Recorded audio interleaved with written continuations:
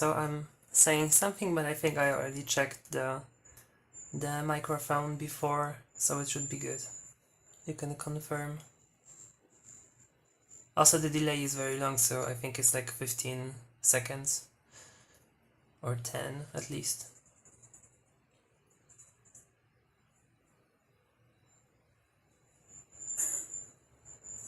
So I'm saying something, but I think I already checked the microphone before, so it should be good.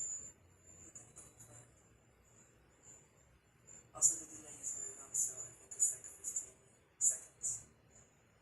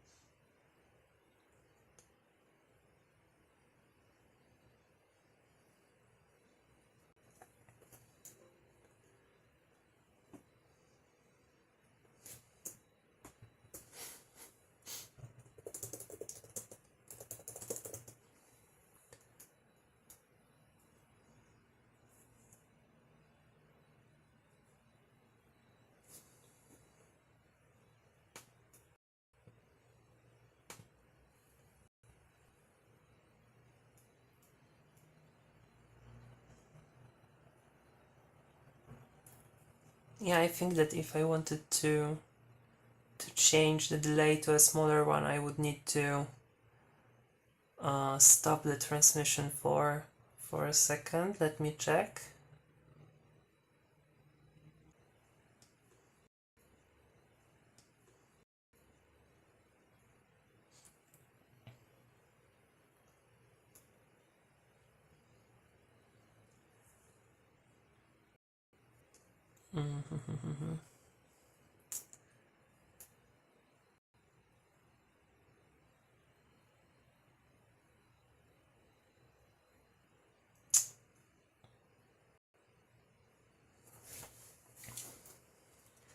So yeah, the option for changing the delay is currently unavailable. I think it's because the transmission is on. So if I don't know if I stop it in the software, if it like is gone and I have to do it again, or I think I'll just check, because how would I know? I hope it's not gone. If it's gone, sorry, there will be another one.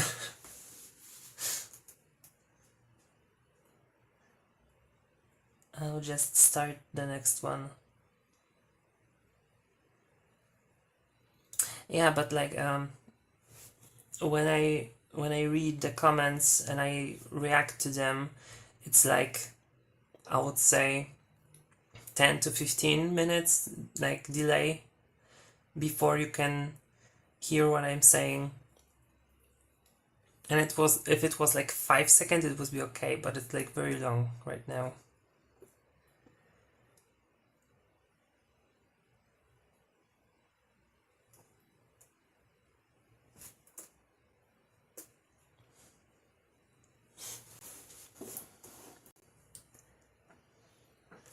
Also I have to quickly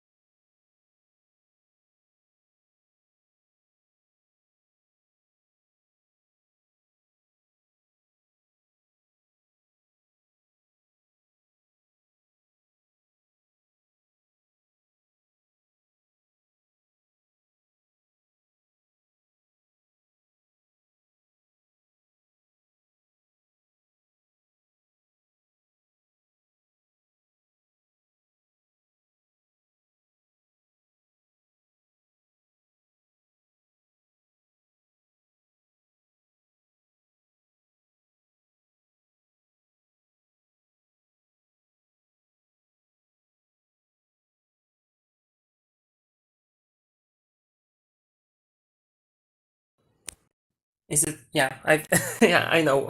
I know what happened. I think it's okay right now. Yeah, this was my fault. Sorry.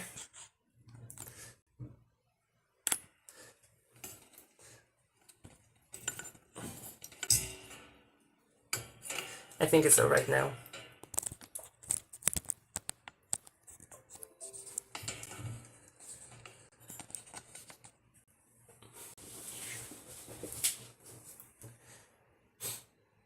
If someone can confirm that it works again.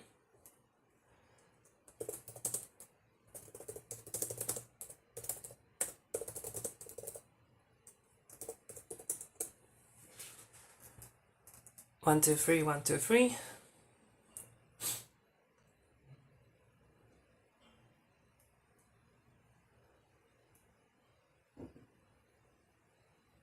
One, two, three, 1, 2, 3. Yeah. Okay. So basically, when I minimized the application on my phone that lets me use my phone as a camera, it provided the image, but it didn't provide the audio. So I don't know.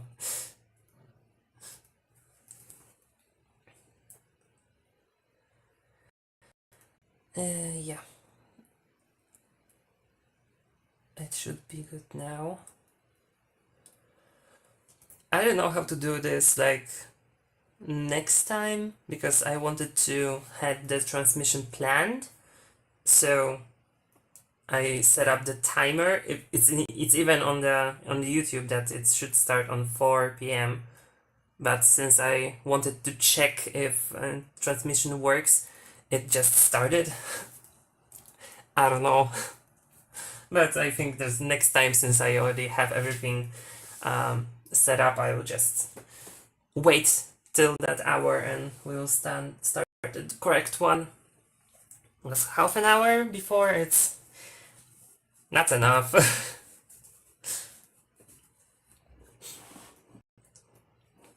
Also, I wish I was doing this with my Einstein. I was doing this on my special background with like the columns of puzzles, but it is pretty rough with like my table, because I have this big tabletop that I bought just for the bigger puzzles for AJJs. So I would have to rotate everything, and my room is quite small, very small actually. When I'm sitting like this, the distance that I can go back is only like this, and there is no more room left. So this is like very crumbly here.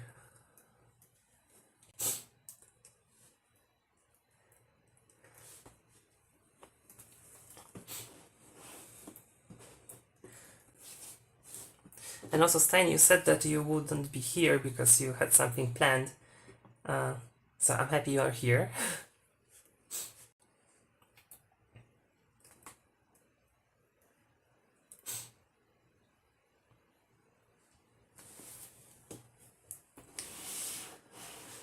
So I wish my phone stand was a little bit taller, so the image wouldn't be as cropped, like with the perspective is very strange. But yeah, I think I can work on something that will make it work. There are some algorithms that you can use on your camera that will just make those puzzles be like this, so there is no perspective, but it would basically crop out those sections of the video. So I don't know.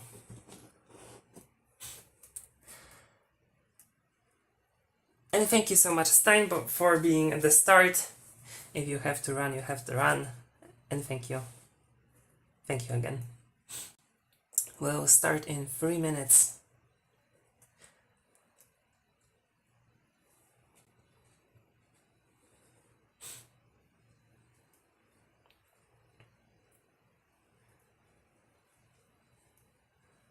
I think I have to talk to to Michelle about live streaming. I don't know what I didn't. I was like, yeah, I can do this, and then we are here with me. Why isn't the microphone working?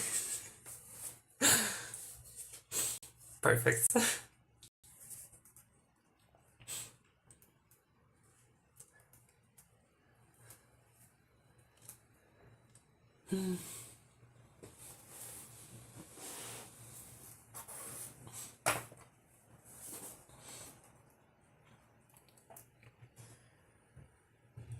Yes, I have done the Amsterdam puzzle 2 times.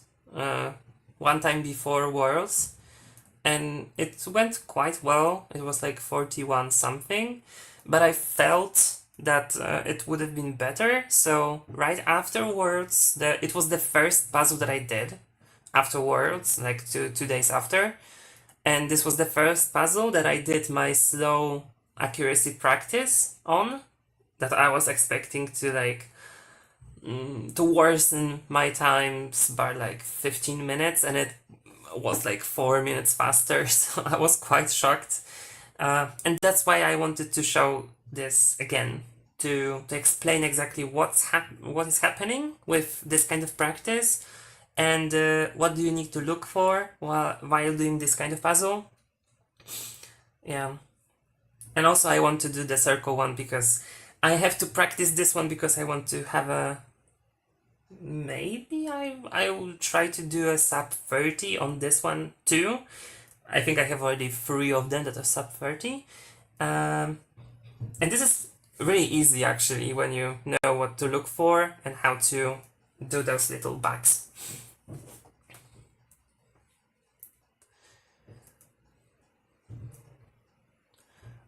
And I also hope that this live stream will be saved to YouTube, because if not, then that's not great.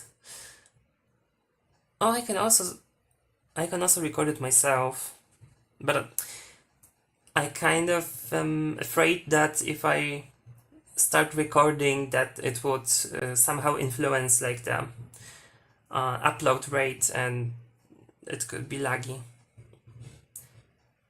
But anyway, we have 4 p.m. Polish time, so CET. So good morning, good evening, whatever is the time for you. Was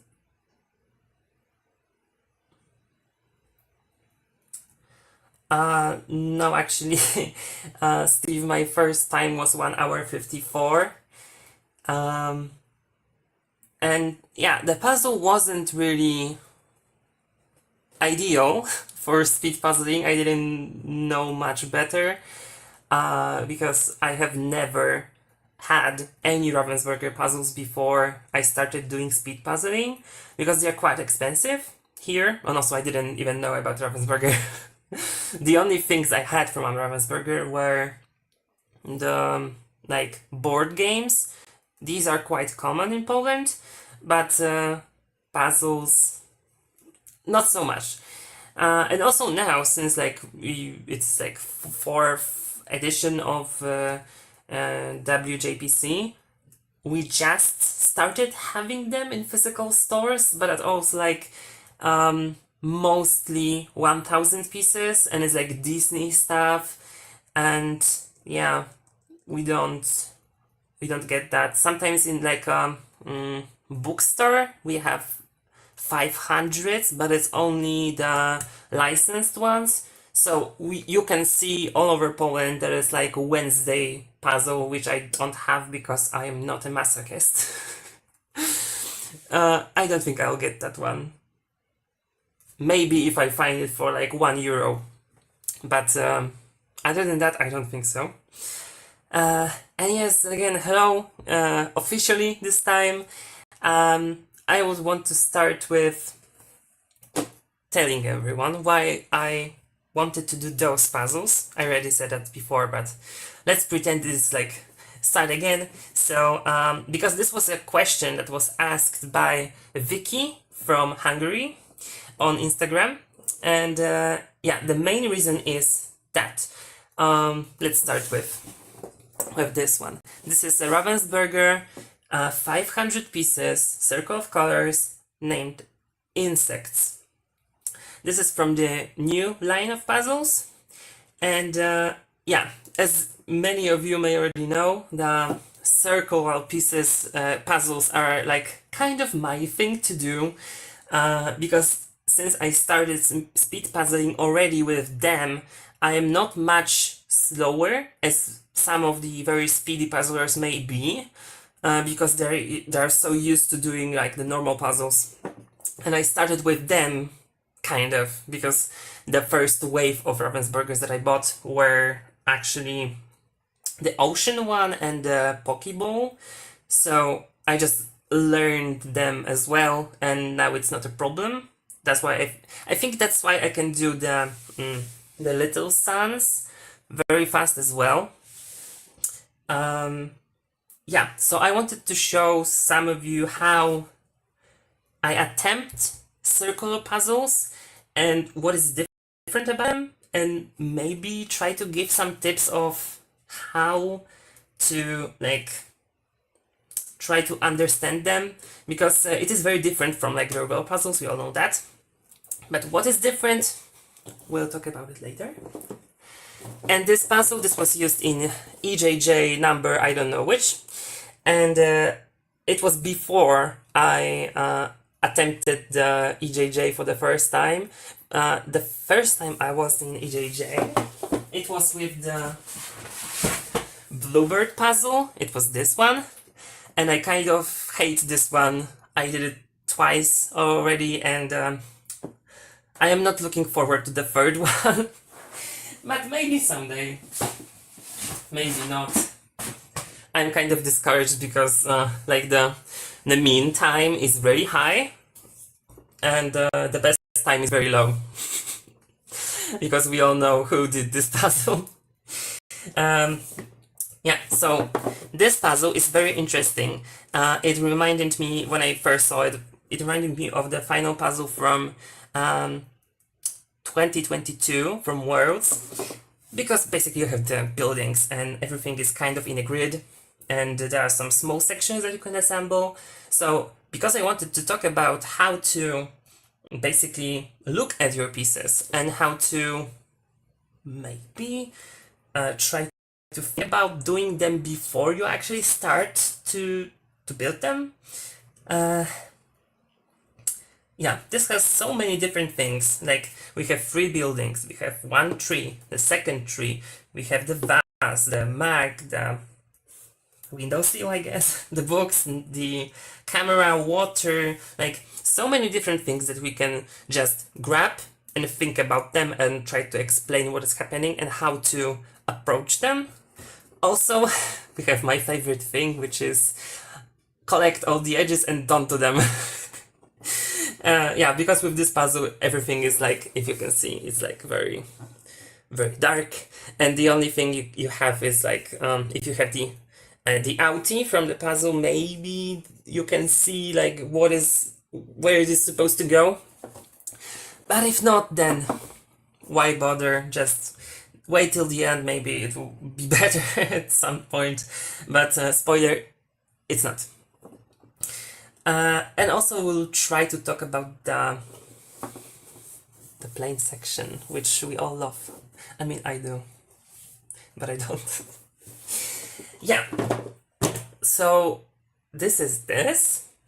And what the premise is? The premise is that it won't really be speed puzzling session, because if I were to interrupt myself with like talking all the way through, it would go much slower.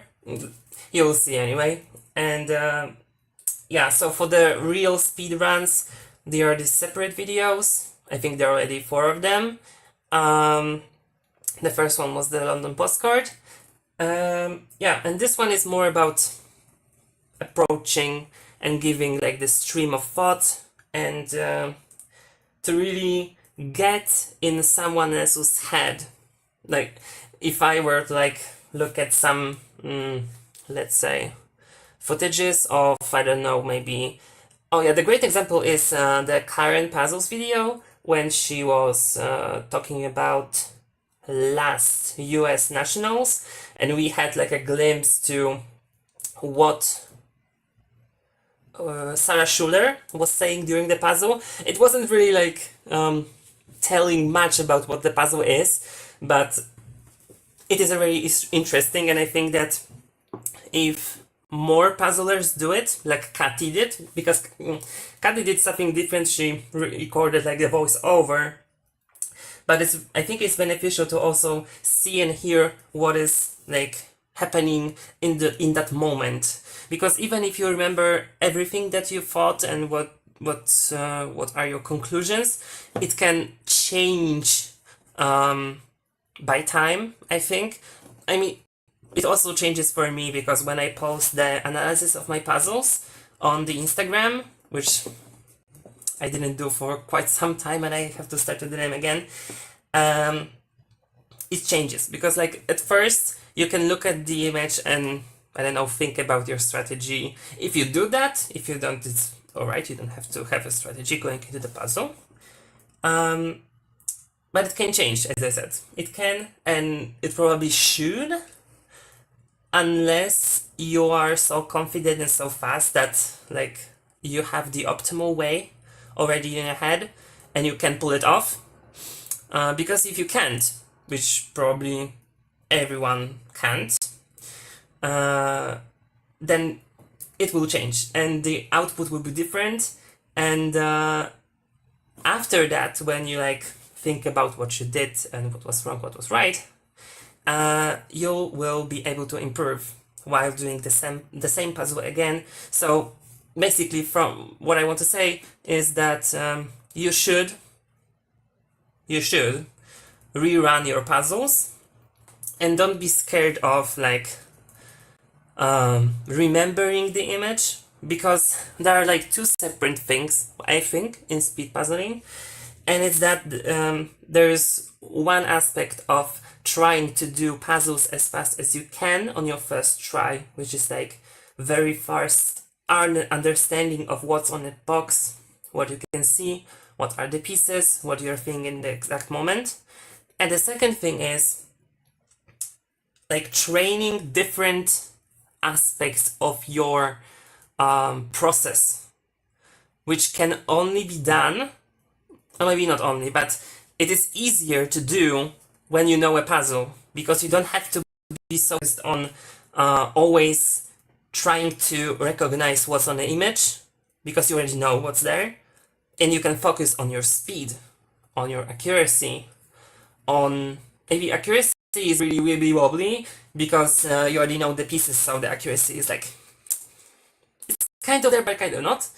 But at the same time, when you think about it, the accuracy can also be done through trying to put your pieces in the correct spot as fast as you can.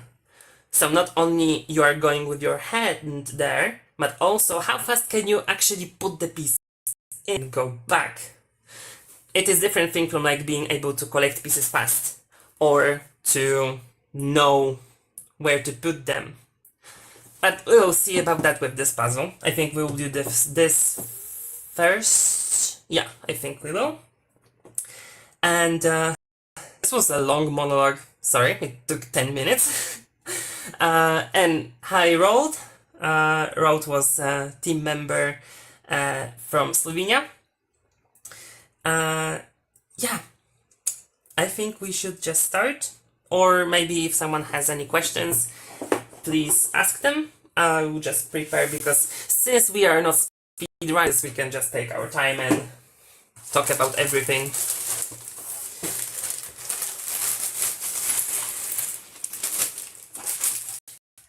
Yeah, I think I will just repeat myself with telling everyone that the way you're flipping your pieces is really important. And also, Stein and Rold, they carried the puzzle for the teams, and I have to give a shout out like again and again, because there's never enough. Me and Tyra, we are really down at like half of the puzzle. And they were like, no, we can do this. They sorted, they did the trees, and they opened up so many different sections of the puzzle that we were able to overcome our shared depression. And I don't think without them we could pull it off in such a short time. Yeah, the morale were really, really important because I had none. Okay, going back to the flipping process. As you may already know from my posts, I recommend to try to collect as many things as your brain allows you to. And in my example, in my case, I would say that I am not able to focus on more than one thing at a time. So, why is that? And why is that important? Because when you hear about people speaking about like what is the best strategy to start a puzzle, you have like those two, let's say, ends of spectrum. One of them is full flip, and one of them is full sort. And I think that basically you should be definitely not on the one of the ends, but like somewhere in between, maybe not in the middle, but like you need to find your spot that is most comfortable for you at that moment, because of course with more practice and more experience it will change. Because this is life, like we learn different things, so we change. And for me, I am closer to like this end of spectrum, which is like full flip, because my full flip involves taking out the edges. And if I were to do the full sort, I would struggle. I wouldn't be able to do the puzzle that fast as I do it right now. Why? Because my brain doesn't work that way, and I wouldn't be able to focus on like 6 or more different piles to sort into.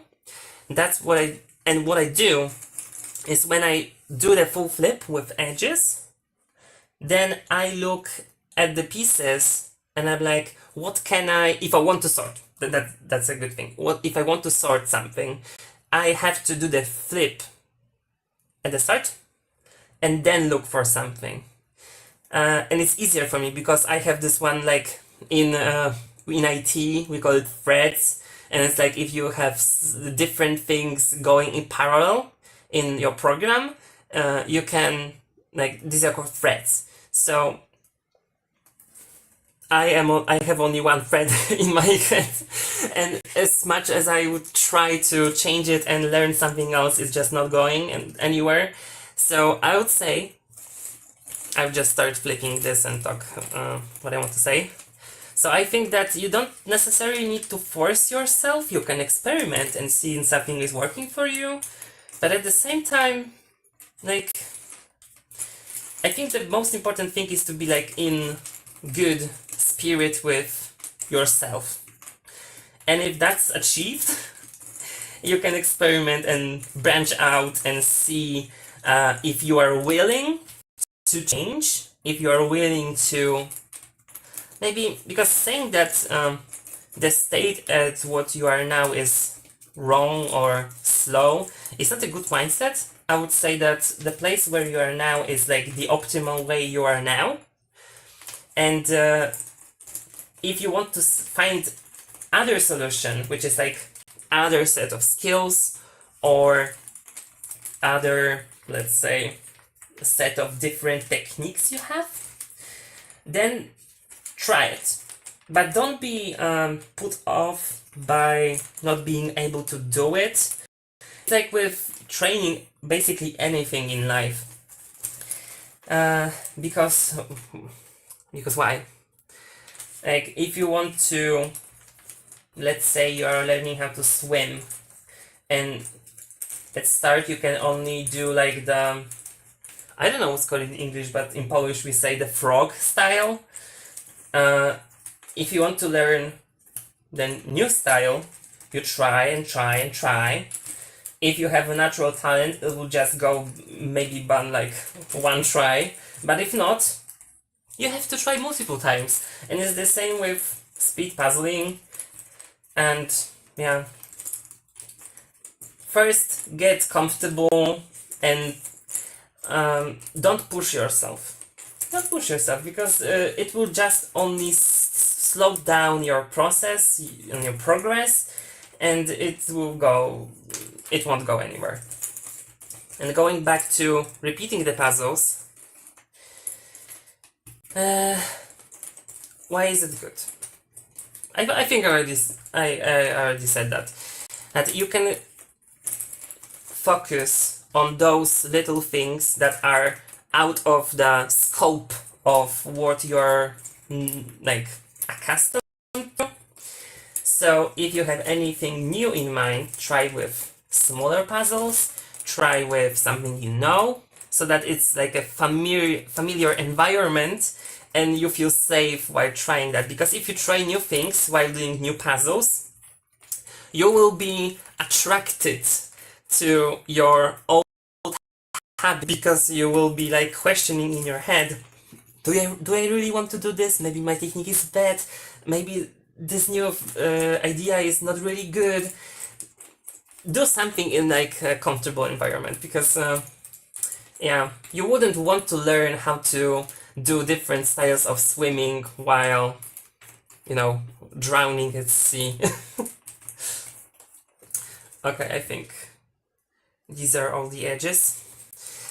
I'll look the comments.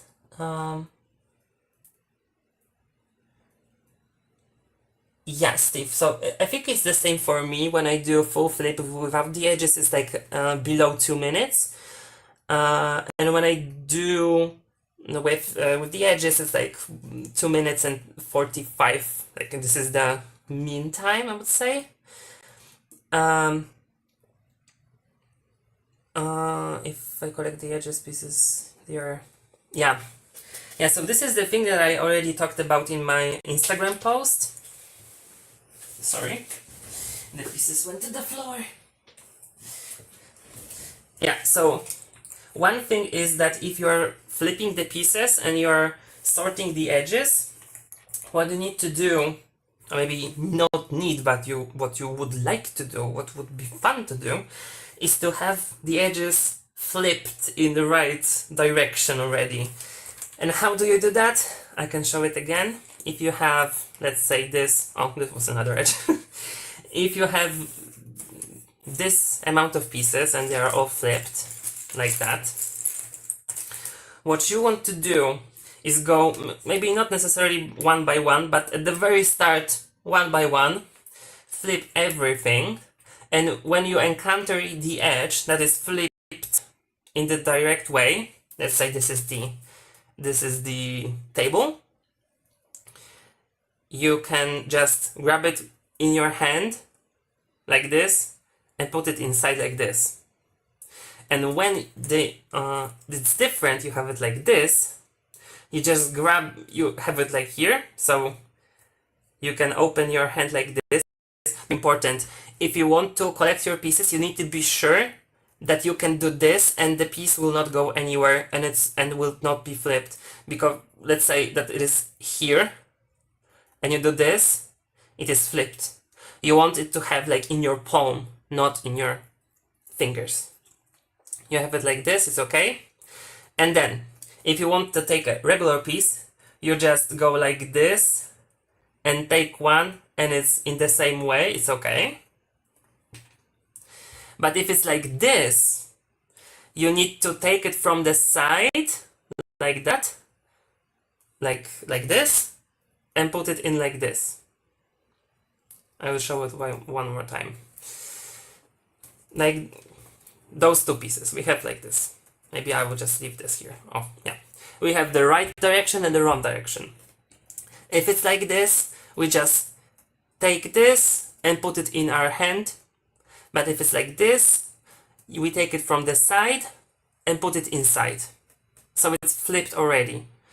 And this is the skill that probably if you like don't have those wires in your head already, it will be hard to do. And what you need to do is to practice it very slowly, and maybe once a week, to try to familiarize yourself with like what your hands has to do to still be able to flip fast. And one piece fell.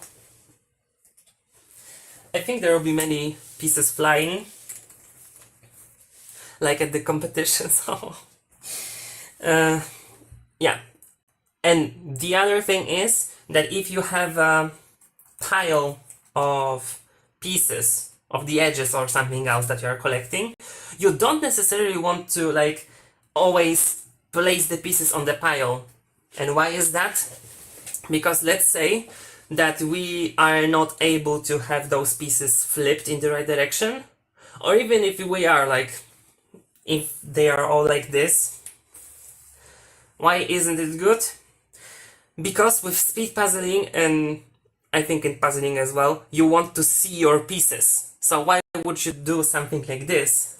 Why wouldn't you do something like this when you can see everything? So what is the solution? The solution would be to, if you have something collected in your hand, next step, you can every time place them around the same distance but in different places. So you have like 10 different little piles, and you can just push them, and this is everything, every edge you can see, and you'll be able to put it together very, very fast because you see everything. So you have like, the view is very broad and good, and you want to have that with everything you do in speed puzzling. To be able to see is to be able to be fast. Yeah, so let's start with the edge. I said we are not going to start with the edge, but if you see the image, the lower edge is kind of okay. We can try to look for those, at least for the vase. So we see the pieces, so take out the vases. Yeah, these are the pieces for the vase. And what we want to do is not to have those pieces and be like, is this here, is this here, is this here? No, we want to look at them, and before we place them in, we don't really want to be sure where they should go, but at least have like some approximation in our head. So the thing that we have here, these are the pieces that have something brown in them, but also the turquoise something, I don't know what it is. And what we want to do is to like think, what would be more ideal to do? To start with those, or to start with those who has like nothing on it? And this is very tricky, because if you think about it, it would be always easier to start with something distinctive, right? But in this exact example, these pieces are like only 3, and these are 4. So it really depends on the ratio that you have between like those two piles, but also if you're better with something else. So I'm better with details, and it would be hard for me to like do those if it was like, I don't know, like 15 of them. But since there are 3 and these are 4, we can start with either one of them. So let's start with those. There now. And what we can see on the image, yeah, is that on top of the turquoise thing here, we should have a vase. So we can see that the vase is on this piece, so it should go somewhere here, somewhere. And we have 2 left pieces. So we can look for continuity. If we have this end, we can see that it's all turquoise, so there's like no diagonal. So do we have something in here that doesn't have the diagonal? Yes, we do. And this is this piece. And does it connect to this one? Yes, because we can look at the diagonal from the thingy. So let's take them in, and the only one left is here, so it should be like this. And this is what we do with like all sections. And since there are so many of them here, you'll see where this is going.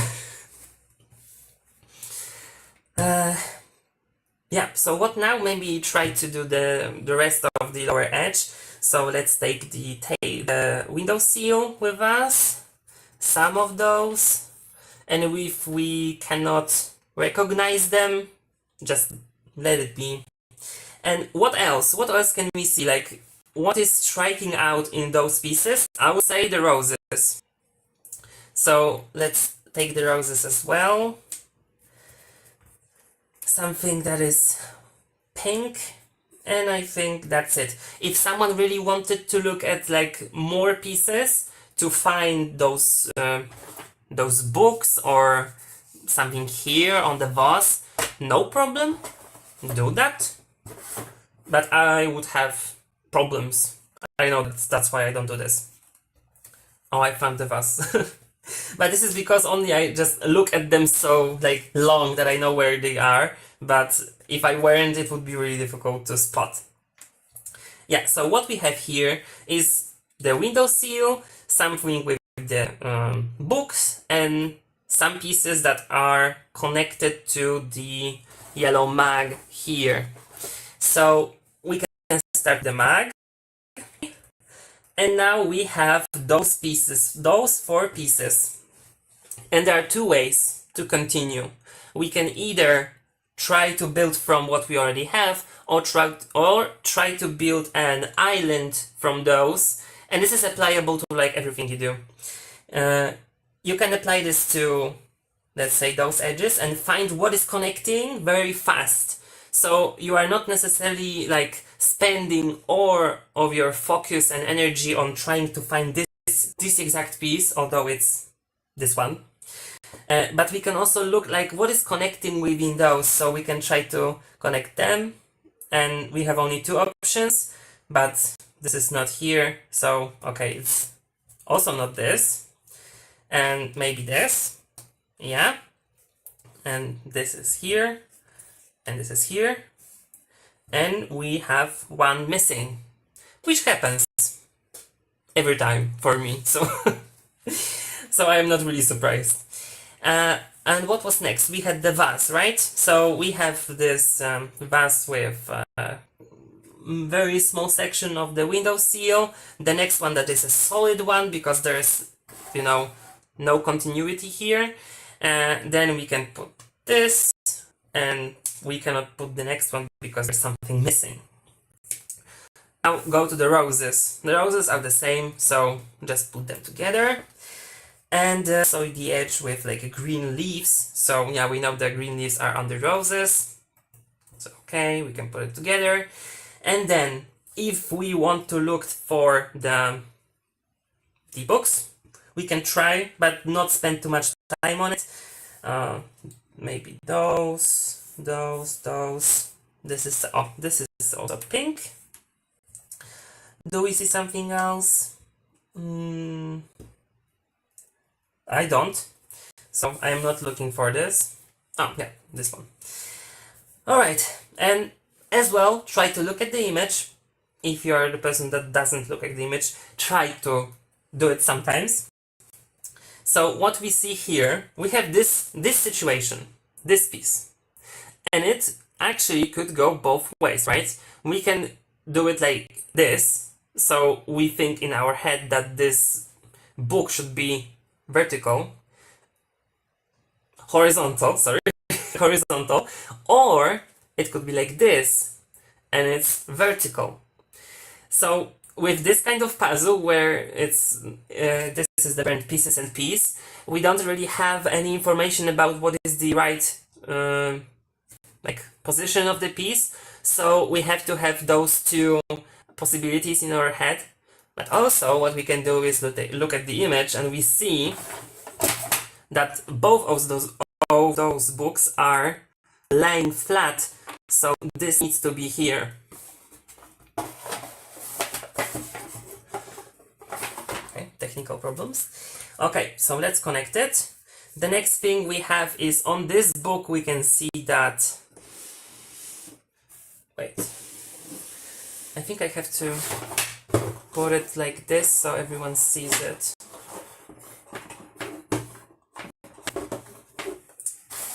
Give me a second. Yeah, for now it's okay. What we see that we have like those little marks here. Do we have pieces with marks on them? Yes, we do. So we can just put them in. And then we are stuck because there are no details left. So if there are no details, look for the pieces with no details. And this is the one. Can we go further? No. And also this is not book. Yeah, we did it wrong and it's okay. So the next thing is that we have some pieces with pink on them. We can put them together. We also have this little pink line. So we can connect it to like the next piece that has it. And also we have only one left, so there is not much to speculate about. So this is it. We are missing two pieces here. I don't think it's bad, it's alright. And what we can do now is collect some sections. So let's say that we want to collect, let's say that we started with this and we are okay with this, and we want to sort something now. So what I would want to sort is the roses, but also while I would be looking at the roses, I would be looking at the pieces here and try to think like what I want to find next, or like in parallel. So let's start taking the roses.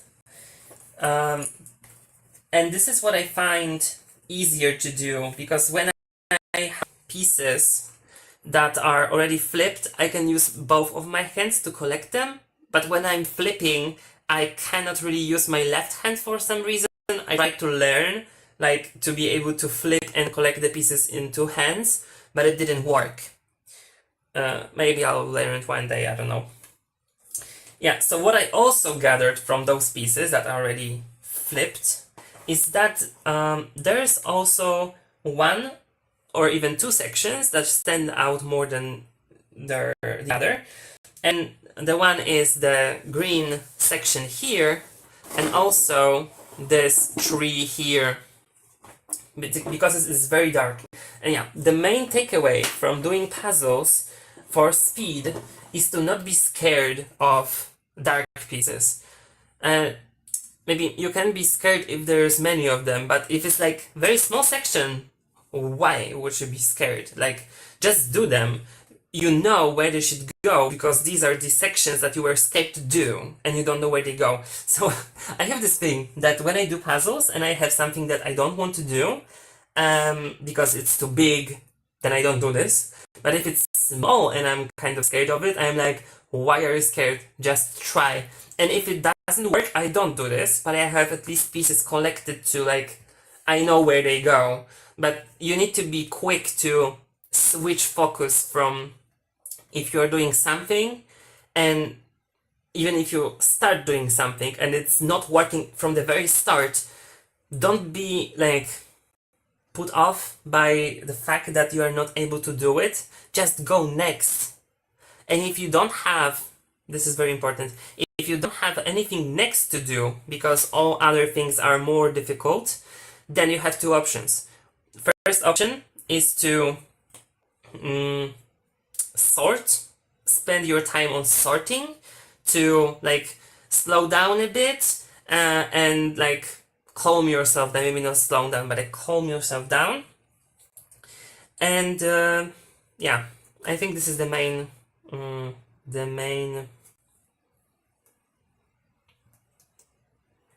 advice. Yeah, advice. So we started putting those roses together just by looking at the shapes, because they don't have much details going on. Yeah, we almost done this. And you see, we did this as an island, and you don't really have to be pushed and push yourself to try to connect everything to the edge that you already assembled. I mean, it is easier to do for the most part, but it is easier to start with the edge. But if you already started with the island, then don't try to force yourself to like go back to the edge. Just do your thing. If it's going fast, it's alright. It's not right to look for help, and the help in this example is the edge, which I didn't use. Okay, next thing, I think we can take the greens and also the mag in. And this is the other thing. We can do them in 3 different piles, or we can just collect them in one big pile and just like, you know, divide them. This is what I recently started doing because I was like, yeah, I think I should do the piles, do the sorting, but I discovered while doing the London postcard that I can just like take so many different pieces from so many different sections, put them inside, and like divide them into smaller pieces, and it's smaller piles, and it's much like more effective time-wise than if I was like trying to, with my little brain, do like many piles at the same time. So we can do this now, but for the circle of colors we'll try to actually go by color. So let's take everything that looks kind of familiar and kind of recognizable. If you cannot find everything, doesn't matter. What matters is that we are doing something, because if we are not doing anything, then this is a problem. But if we are doing something every time, there is no problem, just like I said.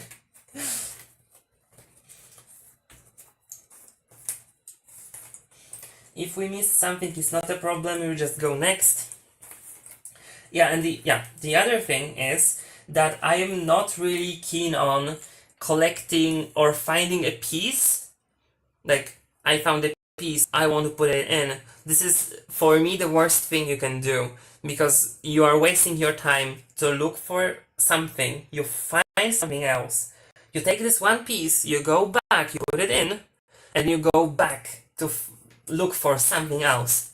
If you find something that you recognize, you will recognize it later, right? So if you find, like, let's say you have one piece that you recognize, and after like some seconds you find something that is very, very distinguishable that you were looking for the longest time, just like put it in your hand and go like to the next pieces, because when you just place them here, you'll see it anyway, so like it doesn't change the fact that you know where it goes, right?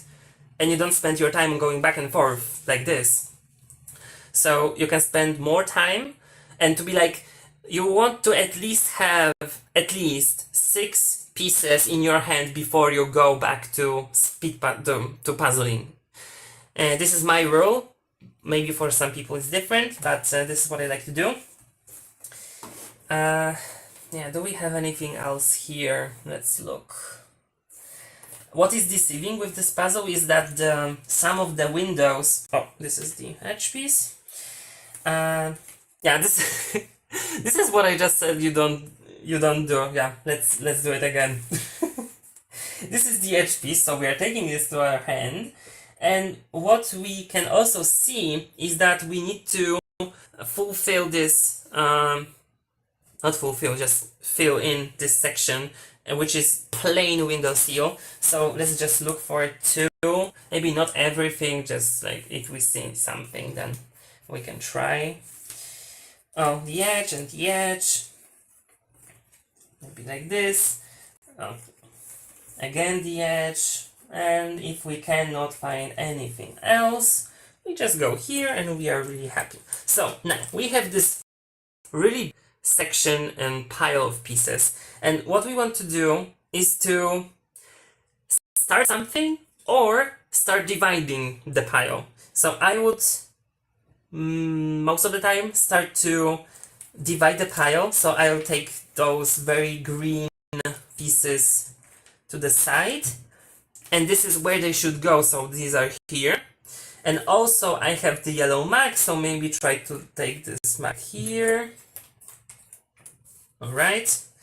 And the tree, yeah, and this is one thing, that if you have some piles of pieces, you don't necessarily want to like, oh, so that we had one pile and now we have 4, but we had one pile and we took 3 piles from this one, so we are left with 4.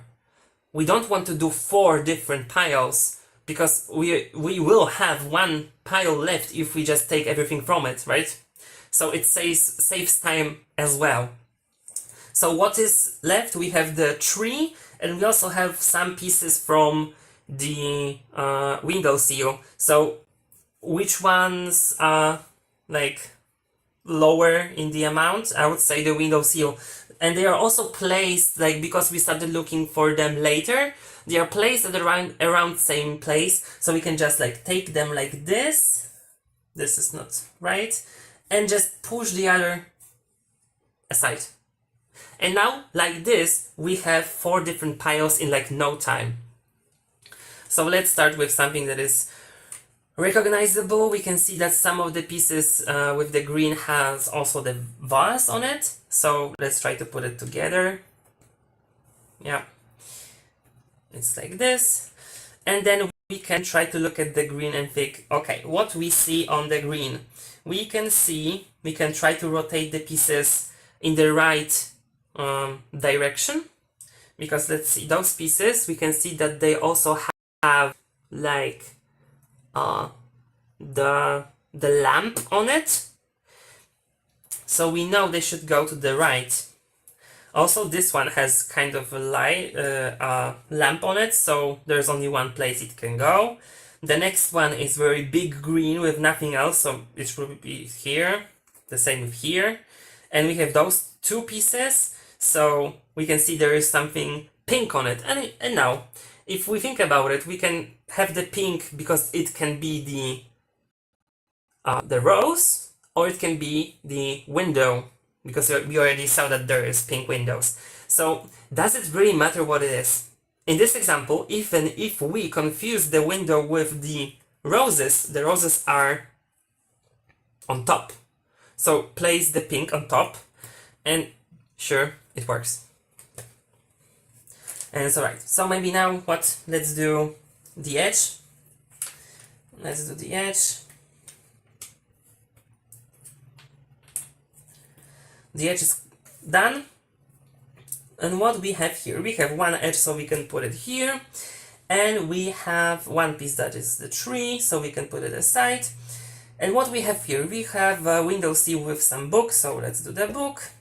Now we have window sill with like water, so it's this section, so it should be somewhere higher up. We have window sill with the turquoise thing, so we can put it in. We have the window sill with yellow mag, so it can be either on this side or this side.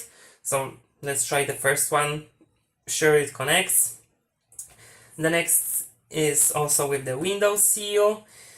And we have this mag that has some bits of the vase on it, so it should be on the left side. The same with this, so it should be here. And the same with this, so it should be here. And are we really trying to connect them with the edge? We could, but we are not, because we are looking at different things that can help us put it together.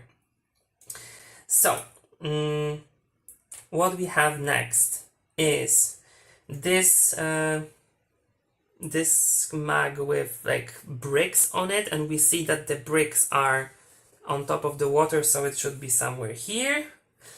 We have one green left. It's here. And we are left with pieces that don't speak to us as much.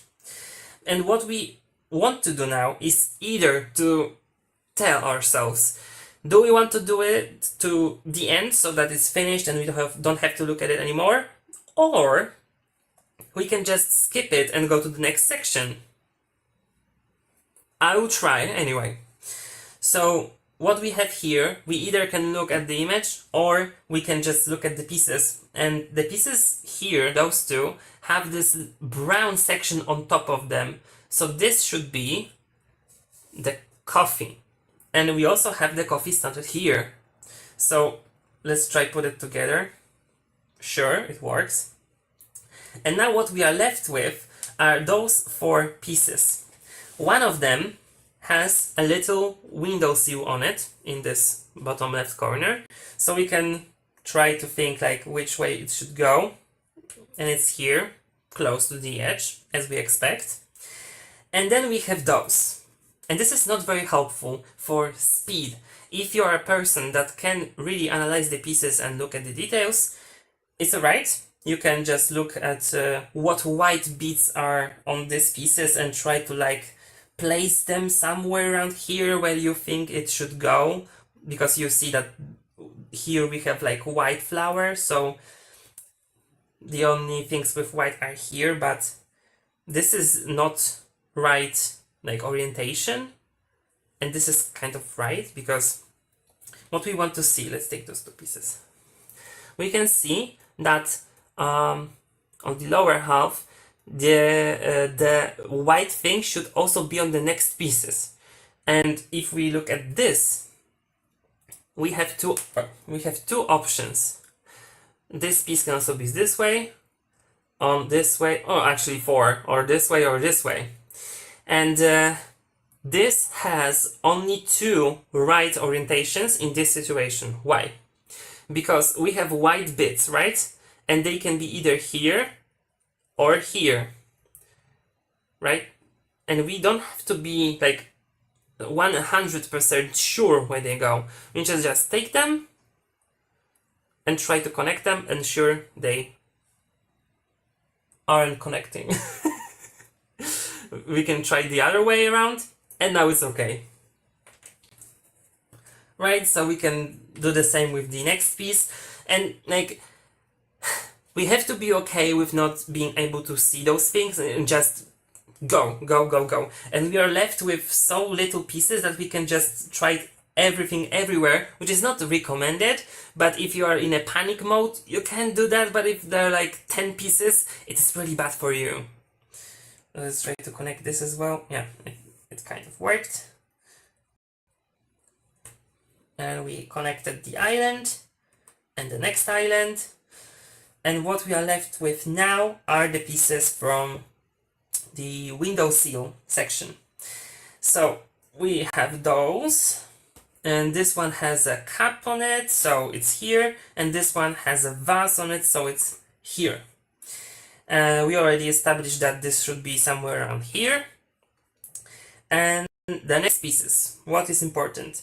Well, in this example, we can try to look at the lines. If you can see the lines, I don't know if you can. Yeah, you can see. But also, the lines would be helpful if you were doing like a very big section of it. We can just look by shape if they connect to what we have.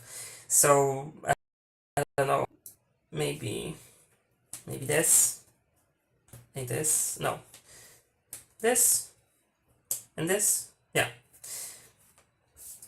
And we have this huge thing right now, and we have 4 ins, and this is a different situation. So do we have 4 ins in here? No, we don't, so let's rotate it. Does it work anywhere? Yes, it goes here. And now we have this piece that we already know that it should go somewhere here, so let's try find a place for it. And it's here. And this missing one is here. Okay. I think enough yapping from me. Let's find something else. Let's find water. And also, I don't know if you saw, but I already abandoned this because I don't really feel like doing it, and this is the only reason.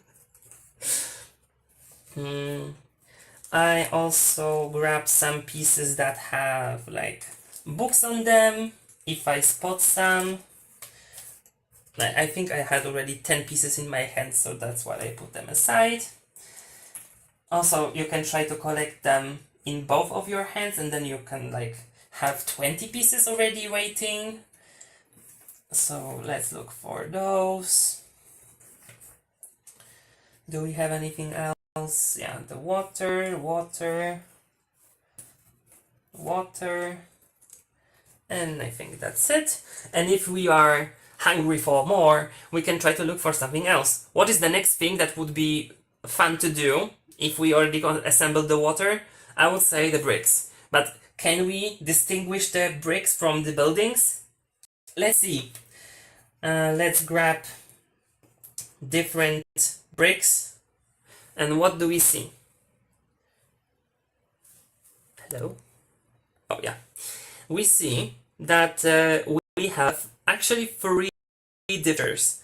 And the bricks on the bottom are actually quite kind of nice to sort, but the other two, they can differ, but I wouldn't recommend actually sorting them up front because this would take much more time to just look very closely at them. So we can just grab those from the water side.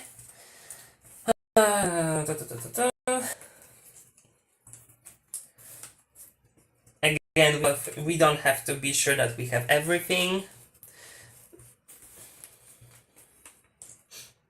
Yeah. So we can go next. We have something in here that is yellow, so we assume that it's here. And now we have those water bits here. Some of them come with different things around them. So those 3 pieces have like this black line on them. So what do we know? They're also having a window sill here. So we can try to place them in somewhere here, and it should be alright. And shoot this. And then, do we want to do those or those? Well, this decision is up to you, I would say. We can take, let's say, something that has the black detail on it, and the only piece here that is connecting to the black, is this one. So, okay. And now we have this piece with a very thin line. We don't see any lines here, right? We don't have any lines starting from the windowsill, but this is the exact thing I said with like pieces that we don't know where they should go. If we know where they shouldn't go, then we at least have like some approximation in our head like where they could go. Because if there is more sections that they don't go to, then the amount of sections that they can go to is very small, right? So if we have water on it and we don't have any line starting from the bottom, then the only place it can go is here. And we don't really have to know what it is. I mean, we can look at the image, which I do, that's what I notice, but if we were to just look at the pieces, since we know where it doesn't go, we know where it should go. Okay, let's continue. We have the water here and here, so let's put it in. The next thing with big water is this one, and when we look at the image, we see that next to the water are the notebooks, so it should go here. Yeah, it works. And now let's take something from the bricks with water. Maybe we can connect something. Oh, we see the line. The next thing is more water, then something less water, and less water, and less water. Oh, the next piece with water as well. The only brick we are left with is this one. And it's done. Now, we have some pieces with bricks again, but we can see that the amount of bricks is different on each of them. This is the most, this is the middle amount, and this is the least one we can see from those that we have. So if we know that the image is going like this, maybe like this, then we know that the biggest section of bricks is on the left and the smallest is on the right. So the one with the biggest amount of bricks should go probably here, the next one here, and the next one here.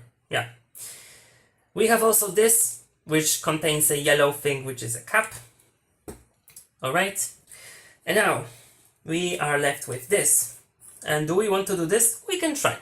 So let's see. We have 4 pieces that has this camera roll on it. So let's try to rotate them to see if they connect. They kind of do. Yeah. And now we are left with this. What we want to do is to quickly look at the image and to know which way it should be. And there is that. If we cannot find it on the box, just let it be, it's okay. Now, what we have are those black pieces, which are the next section, the next parts of the camera. So, let's see what we can take from it. We have something with water, so we can connect it to water, no problem. We can actually connect it to this. And what we have now, we have pieces that has like this strange lines on it, which is like on the white background. So if this is the same, the first instinct should be to connect them, right? So let's try. And sure, they do connect. We can also see that there is a line on them, so we can connect it to this line. And we are only left with 2. So question is, do we have to really think about what's on the pieces? No, we don't, because in this particular example, we know that the piece that is in the middle in the camera should be more black than the other one, right? So since this is like 100% black, we can just put it in, and this one is left, so it should be here. What we can do now, we have those pieces left from the books, so we can just take those that have like very black bits on it to try to connect them to the camera, because we had the camera assembled, so why should we skip it right now? So this is a piece with black knob, so it should go here, and this here, and this here. And this is alright, we don't have to think about it. Right now we have pieces with black, white pages. So we can try to think about what we give them. And the first thing is that this one has some water on it, so we can try to put it in. Alright. And the next thing is that we have this kind of thing here that should have something pink on it, so okay, it should be this. The next thing is this, because this is by shape, and this is also the only thing left. Now we are left only with 3 pieces. We have 4 holes, but this one is like with the white pages that we don't have, so just look at the shape, and by shape we know that this should go like this. Yeah, so if you're well rested and we are thinking, okay, I can do this, so let's grab the tree. And what we can think on, actually, while doing it, is what do we want to start with? Let's look at the tree. We have actually 2 options. We can start with the bright parts, or the lower, darker ones. And what I would do is to start with the darker ones. Why? Because there is less of them. So let's grab those that are very dark and try to connect them. 1, 2, 3. And it's done. Now we can build off of it. So let's grab it here. And not this. Here. Now the next darkest one is here. The next dark one is here. The next dark one is here. The next dark one is here. And just continue from it. Just go from the darkest to the lightest ones. We are now in a situation where at least I don't know what to do, because I have so many pieces left and they are also kind of the same. So we can either skip it on or try to like look more closely. So if we look more closely, we can see at the image that the tree has like different yellow slashes here on the left side and on the right side. So they are not in the middle of the tree. So if we have pieces with the slashes, we can put them to the sides, and the only thing left is those pieces that don't have them, right? So they should go like in the straight line in the middle. So let's try to connect them. Yeah, sure. The next thing is here. Not here. Here. And this is somewhere around here.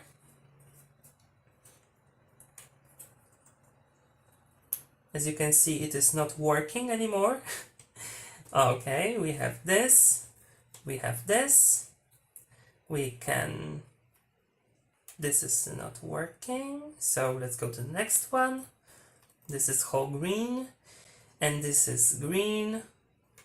Let's do this, and let's do this, this, this, this, this, and this.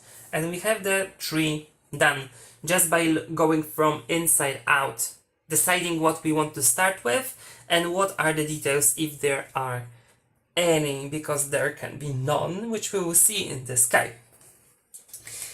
Now, what do we want to do now? So we can either start to sort the buildings if you want to, or we can try to look for the walkway. I think it lagged out. Yeah. We can try to look for the walkway here, right? And the bicycles maybe. I would not recommend to look for the lamp, maybe later, because there are so many pieces and you have to actually have most of them if you want to connect them easily, because if you don't, you will have so many different holes in the lamp that it's like not really good. So yeah, let's look for the walkway, which is a very dense grid of lines.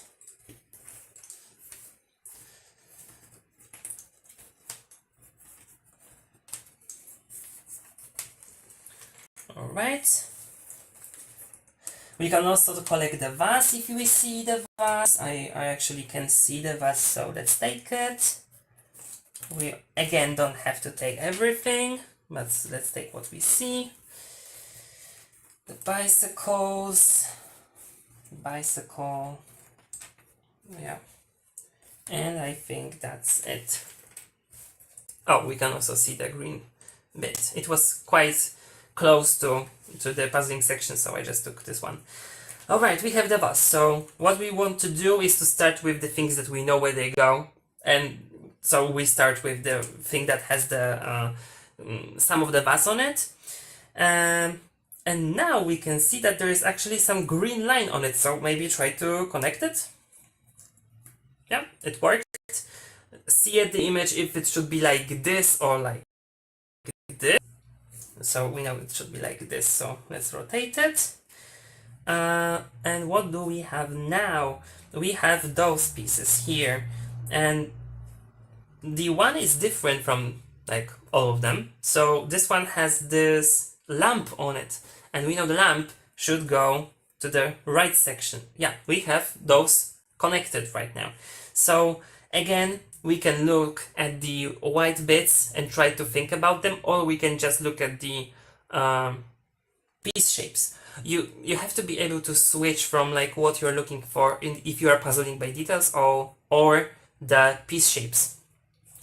I only recently learned how to switch because I was only in one mindset, which was details, and since I was in this, I wasn't able to like do skies or anything. Right now, when I see a big section, even if it is like in a detailed puzzle, if I see a big section, I know I have to switch to like, okay, puzzle by shape, because if you do it any other way, it probably would be very, very slow. And also, if you are bad with big sections of colors, you can try to think about the pieces shapes as details, right? So if you look at those whole, you see that you have to have those two ins, and also that there should probably be a white cloud on it, and yeah, sure there is. So we can do both ways. Either go by piece shape and be like, okay, I think I understand what is going on, or not, because I mostly am not. Or you can look at the, how to explain it, because this is basically the same thing but like with different mindset, and I think the mindset is like the right thing to have. If you have the right mindset, you will be able, the next class, you will be able to just do certain sections that are very uncomfortable for you more or less uncomfortably. So for me, since I hate big sections of colors, I just look at the pieces with like, okay, can I find some details on it? No. What can I do? I can do by shape sorting, or I can do by piece shape. But then I look at the piece shape as something that is a detail that I can look for on the pieces, not on the image, but like on the outline. So this is basically what happens here.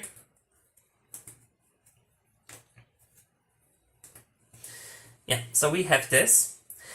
And now we can continue with what we just found.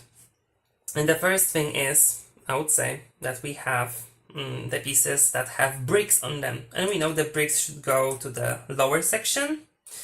And we have bicycles, but maybe not. Yeah, if you can see a bicycle in those bicycle pieces, then okay. In this instance, I actually can. But if you don't bother. Just do the walkway. I think it's easier. The next piece with the bricks. What do we have next? We have this narrow line, so it should be probably somewhere here. And also we see that there is a bicycle, so we can move it here. All right. And the next bicycle is to the right side. The next bicycle is here. So we can try to do this like this. This is the strange white section, so we can see. We can also have this piece. What is this?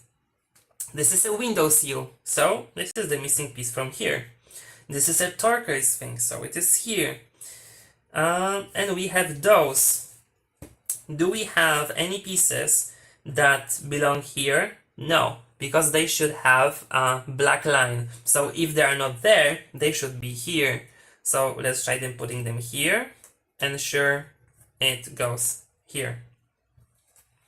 And this one is here. Yeah. So I would say we have the easiest sections done. So right now we can go both ways, either to start with any of the buildings, or we can start with the lamp or the tree on the left, because on the left is also a tree. But I don't really like the tree. I prefer the lamp, and I also prefer the darker building. So I think I'll do the darker building. Let's collect the pieces, and since this section is so big, then maybe not place your pieces in this section. Place it somewhere close, but not in the exact same spot. And also, if you cannot find pieces for it, just switch your focus to something else. Alright, I also collected some of the pieces with the walkway and the bricks, so I can just put them in when I found them. Yeah. I look at this, I am not satisfied with what I see, so I will just grab maybe the lamp, because we don't have to do the structure, we can just collect the pieces here. Nothing in this puzzle is beige aside from this, so we can try to look for them.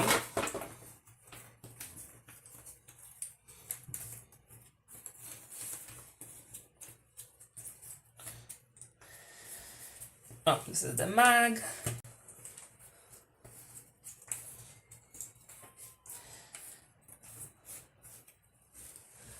Okay, these are the pieces here. Oh, I also spotted the blue door that I didn't see before, and I think oh, and the water, and I think that's it. So what we can do is to try to piece together the lamp. So we can see that we have some pieces with the straight line on them, so let's try to put them together. Yeah, no problem.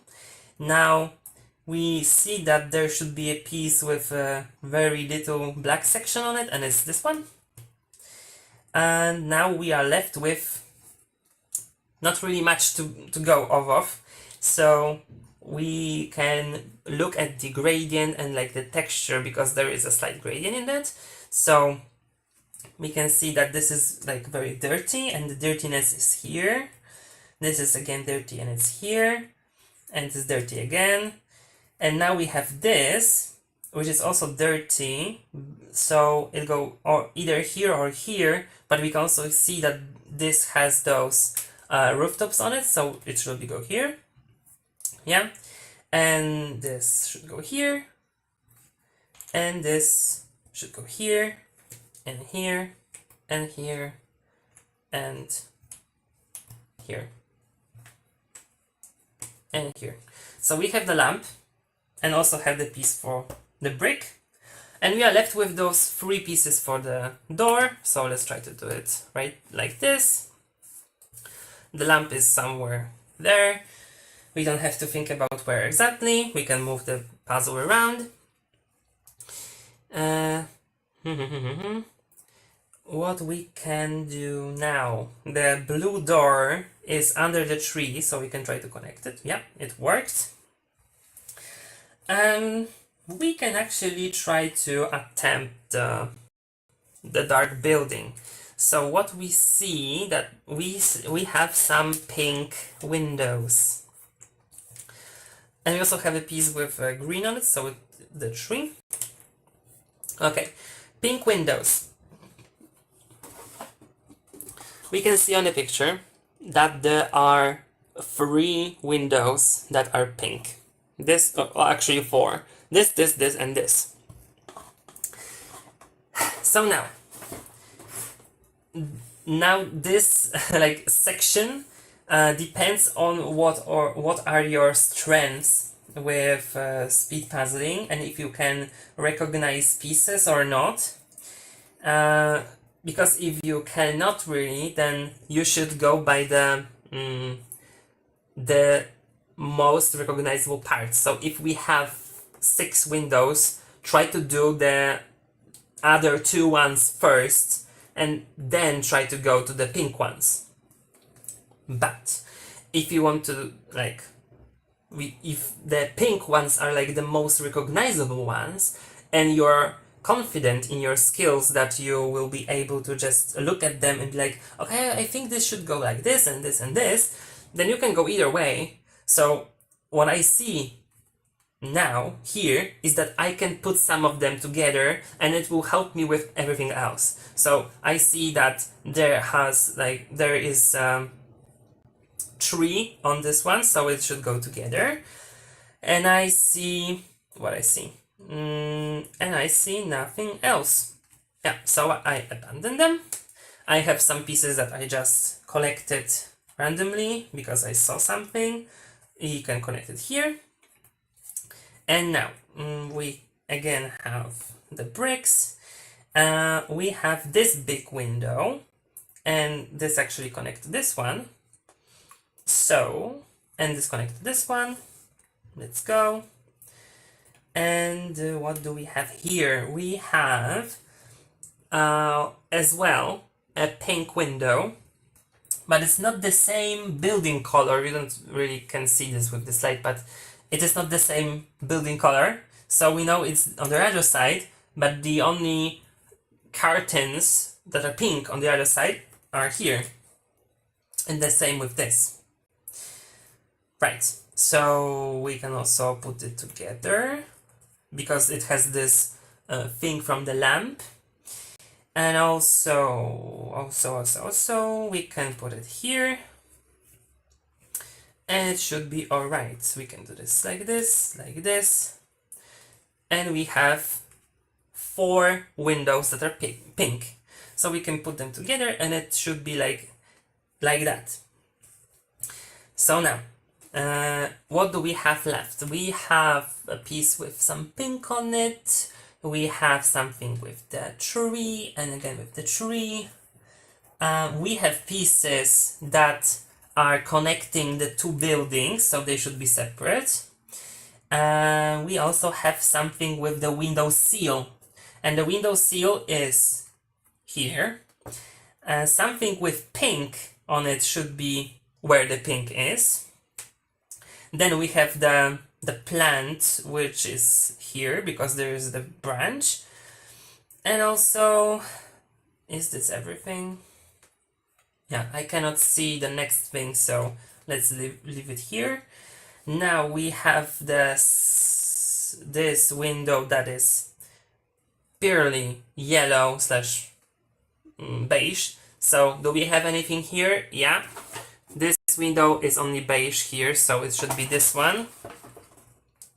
Alright. And do we have anything else? Yeah, we have those pieces. They have something strange on it, right? Because we don't have like those kind of windows on the picture, but it is actually the gate. This is here. This is this. So we know they should be together. So let's try to piece them together. Sure, they go together. So we here, and it's alright. Okay, the next thing is that we have this window with some books. We see the books are here. And now we are left with the worst part of this puzzle, which is trying to piece together the 3 orange windows that are here. And what we will do is we'll try to recognize some details from the middle building. And for example, with this, we can see oh, never mind. We can see there is something white on it, and we clearly can see it on the picture. So we know it should be somewhere around here.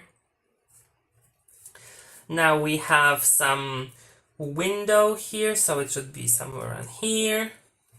We know this is here as well. So maybe this has some green bits on it, so it should connect like this. Yeah.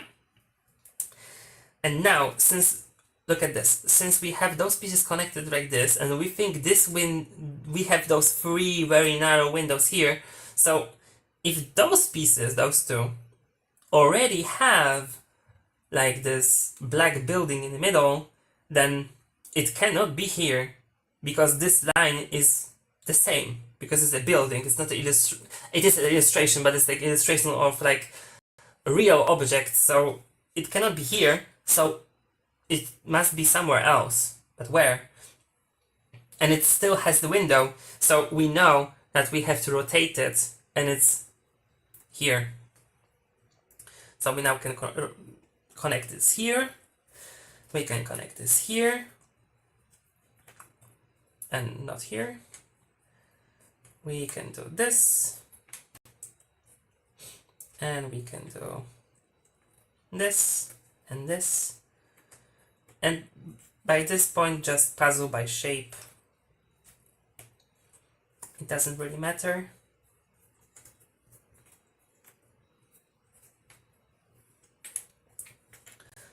Alright, so what we are left now with are the pieces that we previously thought belong to this, and are they No, we can see that those are in the color of this building. So this one has the lamp on it, and so we go to the lamp, and we see we only have windows here. So it's the only option is that it's like somewhere else. And where is it? Farther down.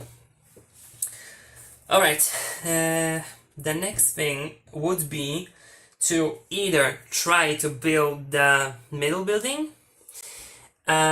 or we can try to do the lamp, and decision would be based on whether we can find the lamp pieces or not, because I think we all can tell that this middle building is not the easiest one, but also the right building is very big, right? Even if we have the tree, it isn't really good to like build around a circle or an oval, because you have to look at so many different directions. So if we just have this narrow thing, even if it's difficult, we can at least try to do it. So let's take the pieces and see if we can do this. Yeah. And if we can't, we just abandon it. There's no problem with that. I also collect some pieces that we already did, which is like the walkway, many different things that I recognize.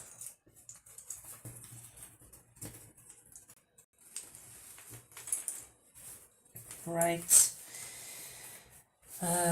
This time since we know that this section is rather difficult, we especially want to have everything collected, because it will be easier if we have everything.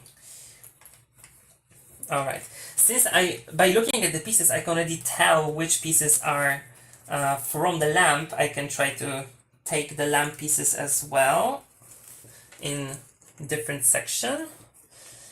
Oh, this is this. These are the pieces from the lamp, and this is the lamp as well. And again, we don't have to have everything for the lamp, because we will just go back to it anyway. We will probably miss some of them. Okay, we have something. Oh, we find the window here. Oh, and we have the other part for the door, because it was like decorative one. All right, so let's try to the building. First, start with the pieces that we recognize. This is the blue door, so let's finish the blue door. What do we have here? We have pieces that should be connected to both of the buildings on the sides, so let's just pick them. Oh, and we also have the bricks. Okay. Oh, yeah, maybe one word why I took those pieces. See, they have like it is the right building, but the black section is not the middle building, because the middle building is like, I don't want to say indigo, but this is very dark but not black. And what do we have on this picture that both is black and connects to the right building? The edge, right? So we have to take it to the edge. We can also start to collect the pieces for the left tree if we don't have anything better to do. Oh, this is this tree. We don't have to put everything that we sort immediately. We can just prepare things for later. Alright, so we have this, with this, no, not this, and this. So we have those pieces that are like those lines between the buildings. So this one is darker, so this is the one missing, and we have those left. So let's just try to do it by shape. We can rotate this one, and it doesn't belong here, so it should be somewhere on here. We have this. This was random, don't look at that. We have something with the window here. This is the blue lamp. The blue lamp is from the window on the bottom. Okay, so maybe try to piece it together as an island, because why not? This is also the edge. We can rotate it like this and put it like this. And I think it should be like that. Alright.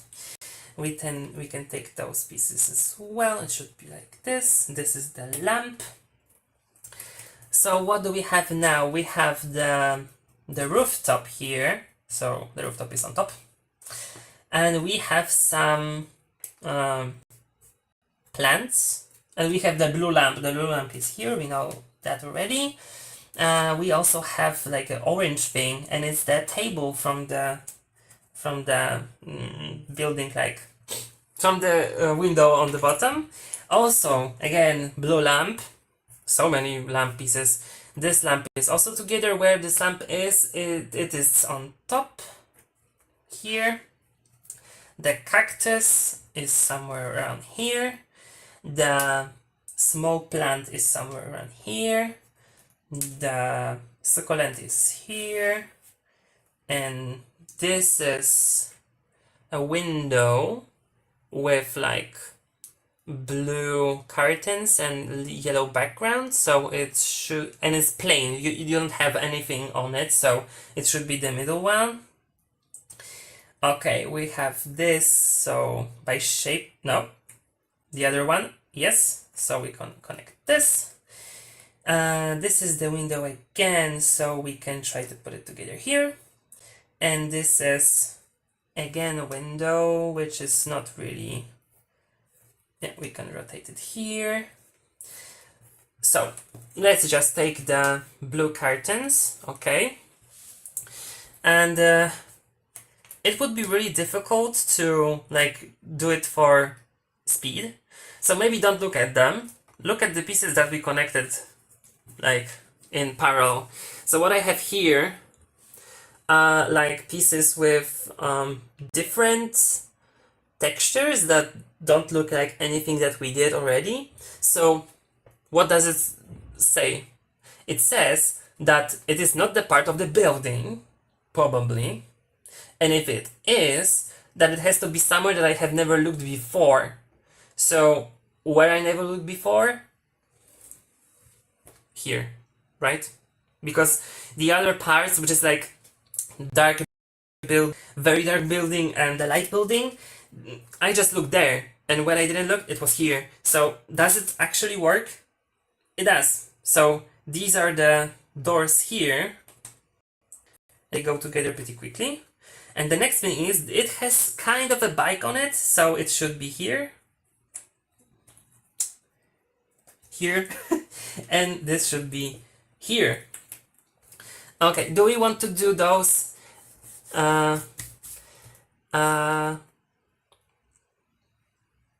what? Oh, I see a common. The dark red line in the red building.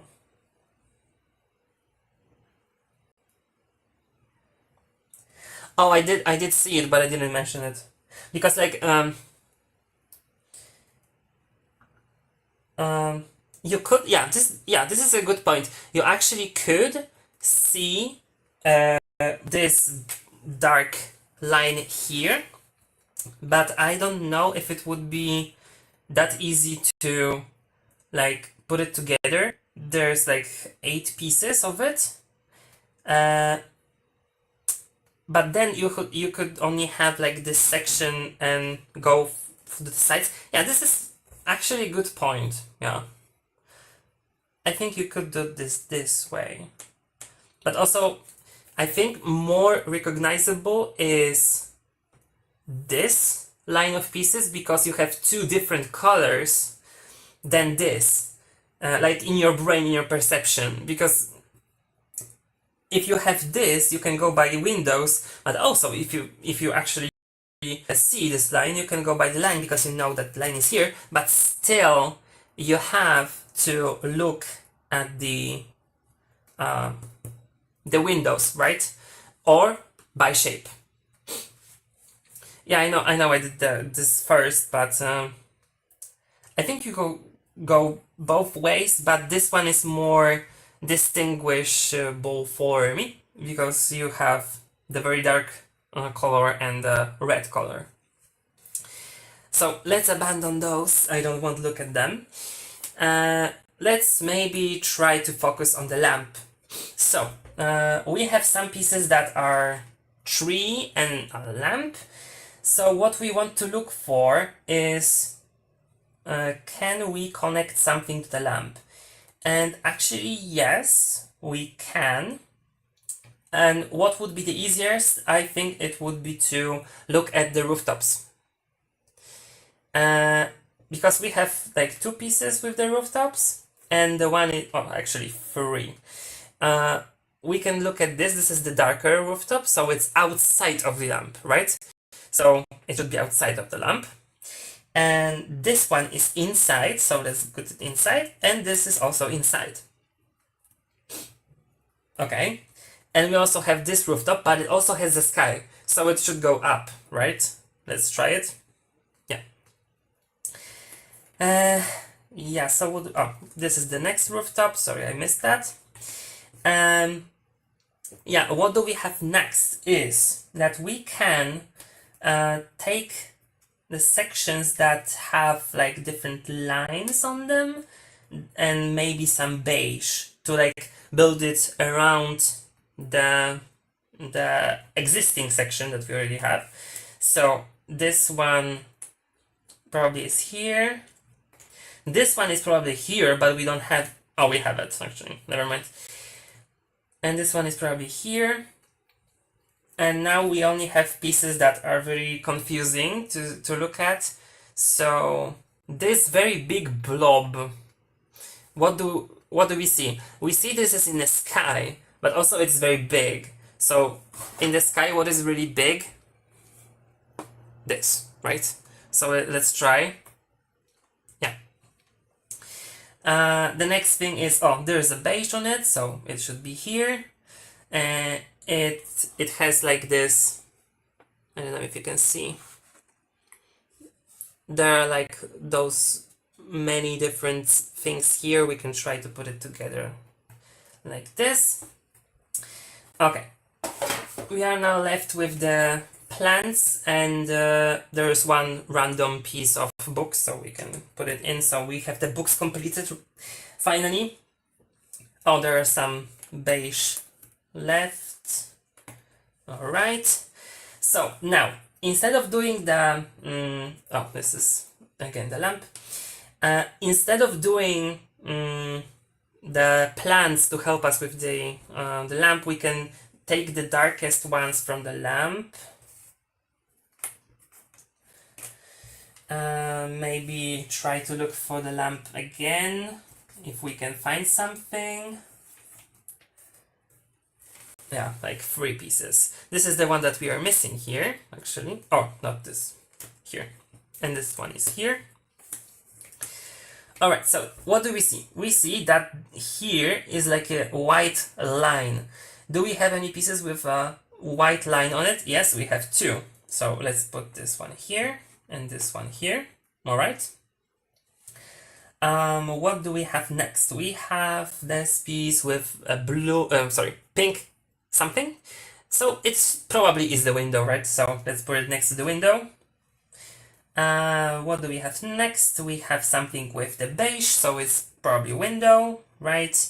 And the missing piece is here. And we have something that is connecting to the lamp, and to the lamp, and to the lamp, and to the lamp. Does it connect already? Not really. I think it's in the right spot, but it's not connecting. Alright, so we have the plant pieces, so let's take them here. There's one more. Oh, this is the lamp as well. So now, what can we piece out of it together? So we have again a piece with a white line.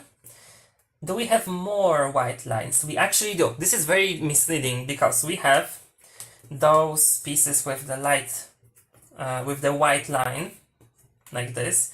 And for me, this is way too many for this, right? There's only two pieces. So where is the second white line? Here. It goes like this as well. So doing it by the light line is not really good. But we can do two things. We can either help ourselves with trying to build this section of the edge, or we can again look at the pieces from the lamp, and I would opt for the second option.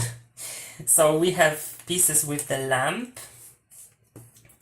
and what do we see? We see a piece with a pink window. We see a piece with a narrow section of the lamp. What do we see then? We see we see some. We can see the dark building, so it's here. And now we see the diagonal line, which goes there.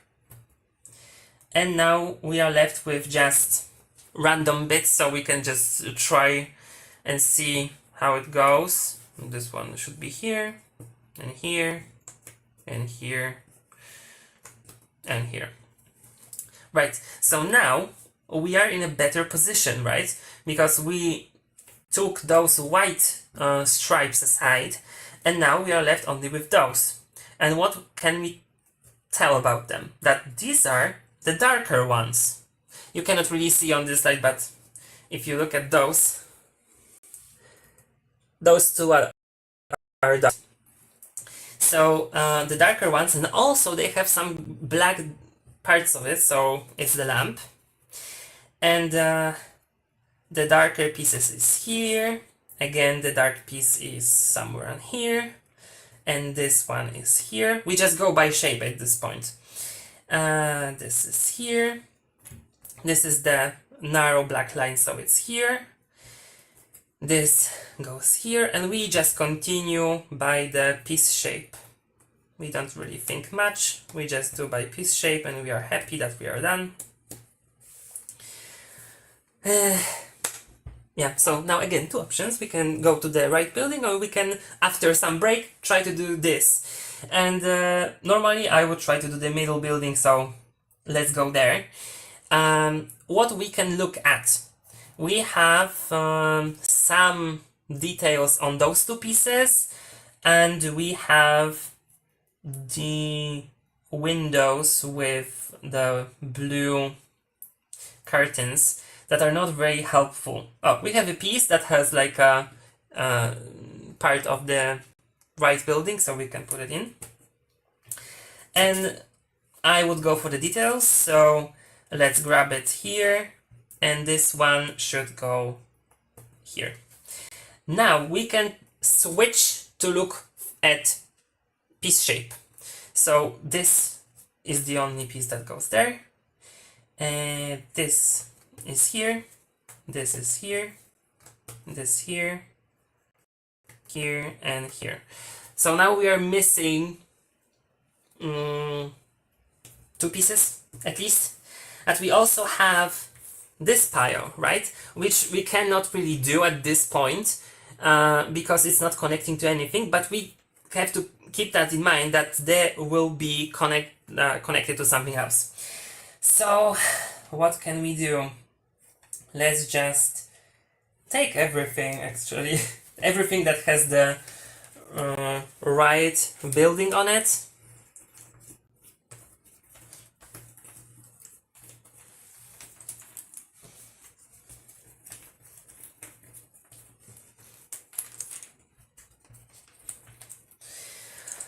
I promise the next puzzle will be much faster. I will just talk and do. Alright, so I divided those into different piles. This one is the right building, and this is like the things that are something I don't associate with this. So some different details maybe that are not connected to the right building.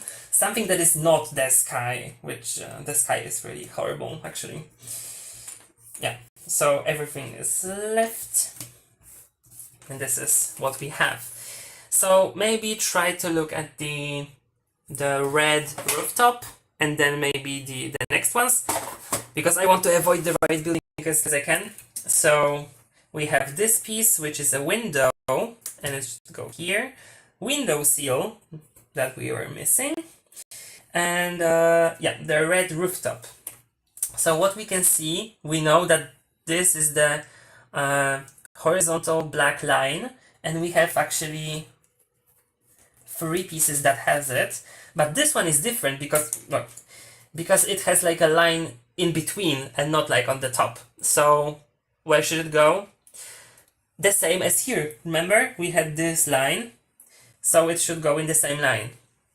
The next thing would be to see the orientation of the pieces. Alright, so we know the black line should be at the bottom of the pieces. This is the line that should be here because it's in the middle.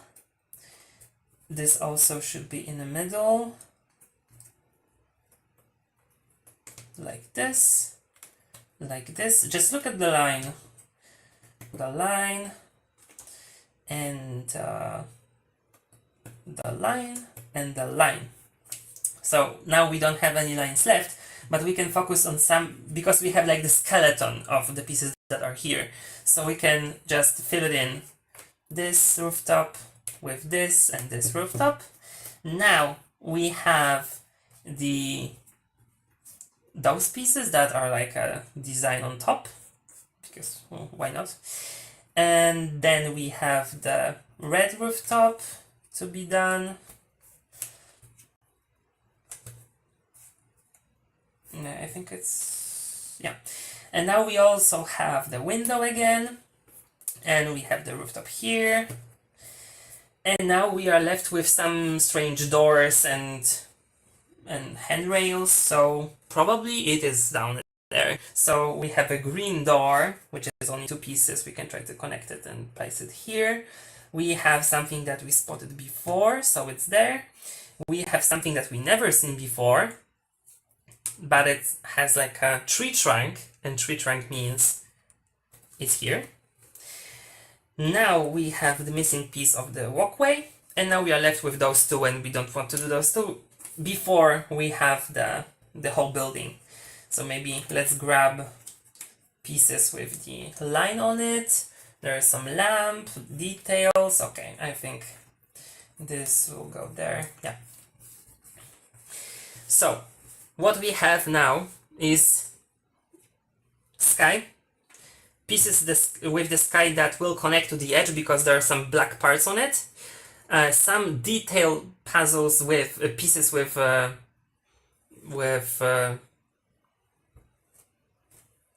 buildings and sky, and now these are also building a sky, and these are the lines that we mentioned, that there is a horizontal line that will help us. So we can actually work on the line right now because there are not so many pieces left. Alright, so the lamp is mostly done, I would say. If someone really wanted to, they could work on the top part of the building. So actually, let's do this because this is very speaking to me, so I think I can just take it right now. But we also need the section from the spire, right? Because we want to complete it with no problems, and I think we have all of that. So yeah, let's try to piece it together.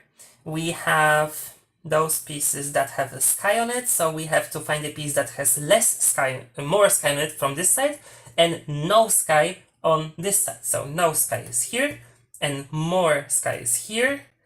And now what do we have now? We have from this side, and this side, and this side, and this side. So we have this. And yeah, what we can do now if someone wants to have a structure, we can do this line, right? With this line with the black outline of the edge. If we can spot the pieces. So let's try to spot them.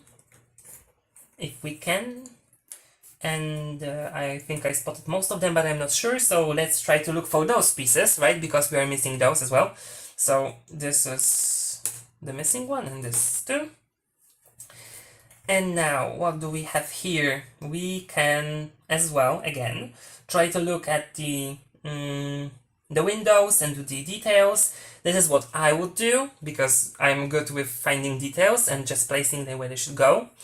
But I already did it here, so let's do this line first.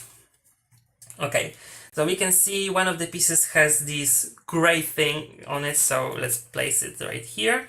And we can also see that there is something wrong with those pieces, because some of them are darker and some of them are like brighter. And why is that?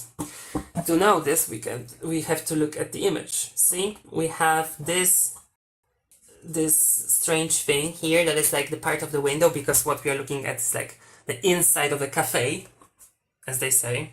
I didn't see that when I was puzzling it, but like it makes sense. I just only saw that there is like a brighter section. It was like no analytical brain on it. So we know that the darker ones, since it's like on top, the darker ones go to the bottom.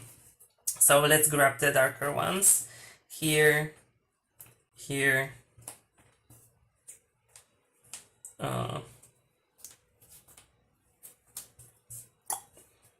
Yeah, so this one is hard, as I said.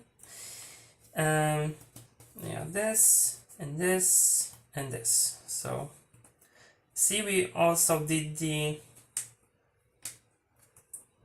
it's not fitting at all, I don't know.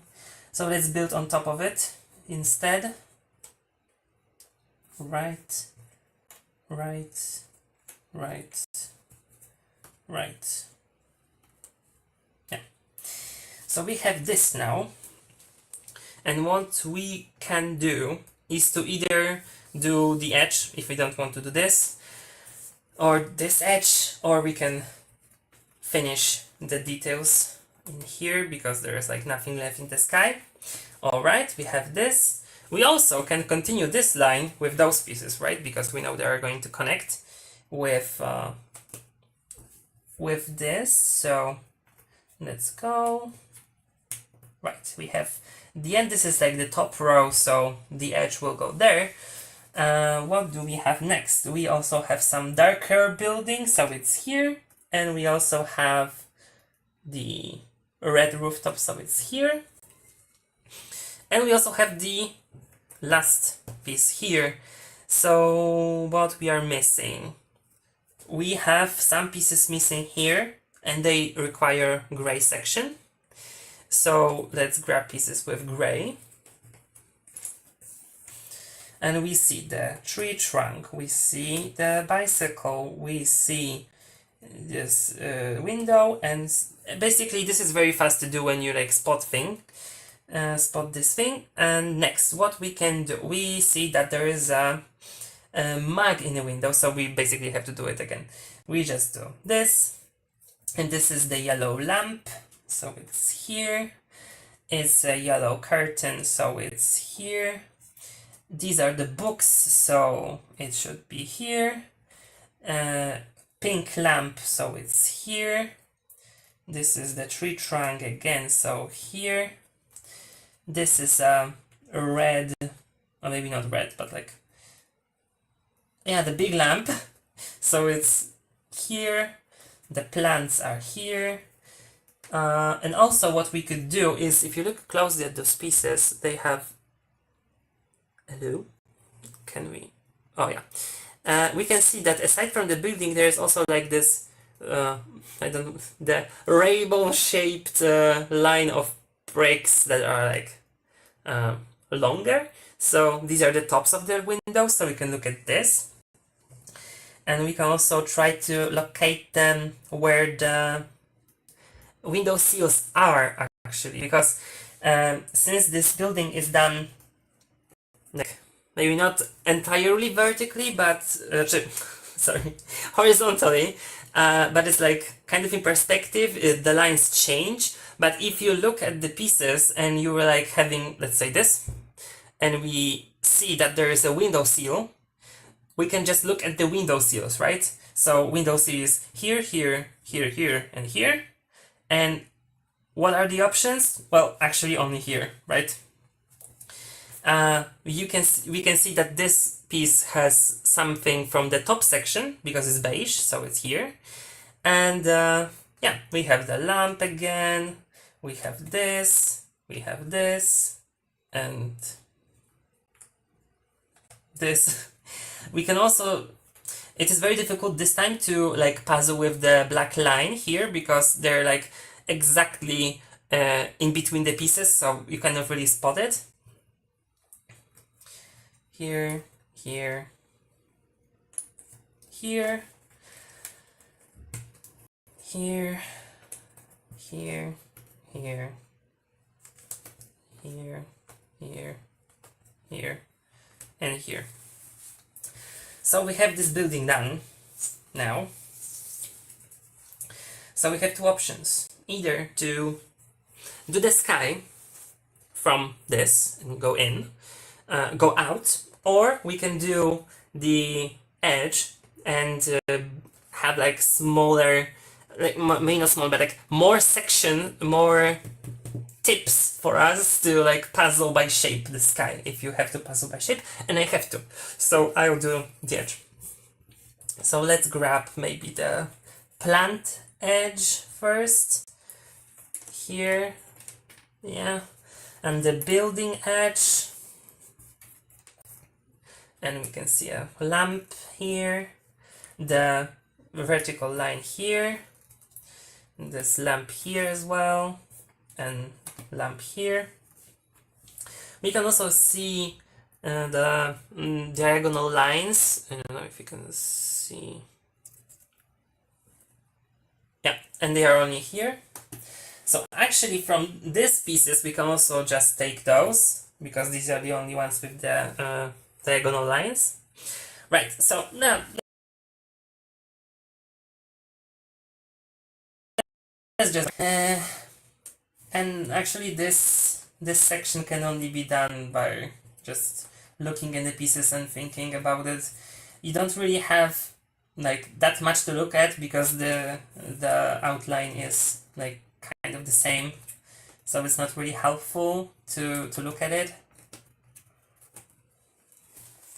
And also, what do we have here? Oh, we have the vase that we are missing from the start. Yeah, this section is difficult because we grabbed only the pieces that are going in, but we can see that there are some pieces that like will not show any implication of that they are like from this side of the puzzle. So let's just fill those in, since we have some of the information about them. Yeah, and this is trial and error actually.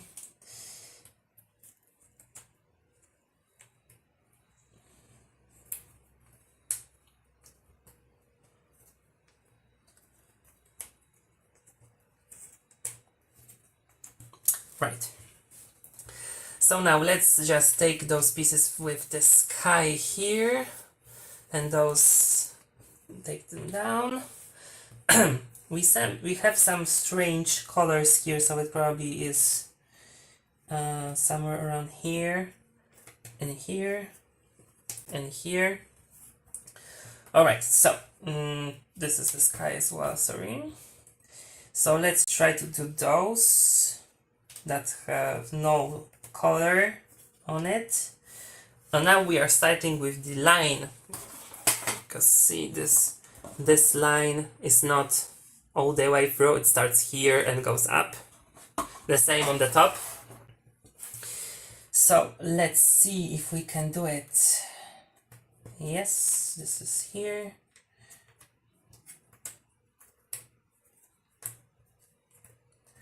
Right, so we can follow the line. This is also there, so it's here and it's here. We can see that the diagonal lines as well, and diagonalize as well. And we can see the line, also the line on the blue pieces. Here we can see there is this line. There is no line in here, so we can take those two pieces and put them in very fast. And now we just have to continue with this. So, do we have any pieces that will help us? No, no, and no, and no. So we have this, we have this, we have this, and this, and this, and this, and this, and this. Alright, so now we have some help because we have this unfinished white line pieces with this line on. Yeah, here they go. We have also a piece that has very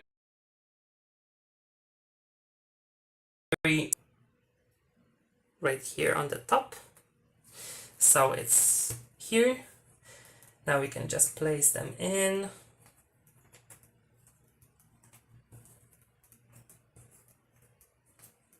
like this. And now we have,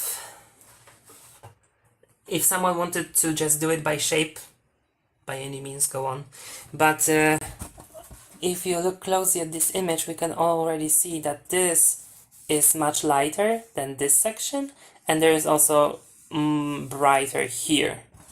So we can either start with the brighter sections and go in and stop like with the dark section, or try to build the dark section from the inside, which is like, I would normally start with the darker one, but since the bright ones are so little, I would just go with them. Alright, so we take the brighter pieces to help us. And would they help us? They kind of are, okay.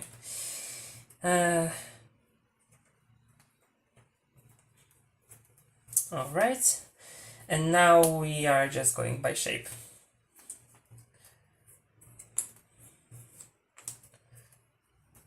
But if someone can see the colors, I mean, like, go on.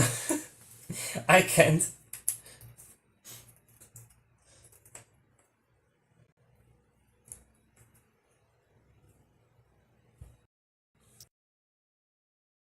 Yeah. Yeah.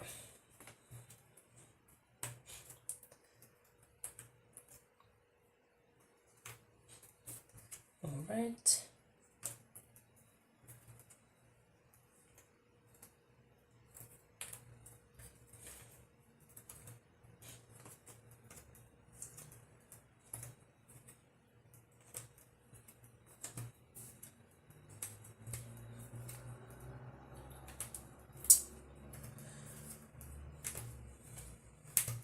Okay.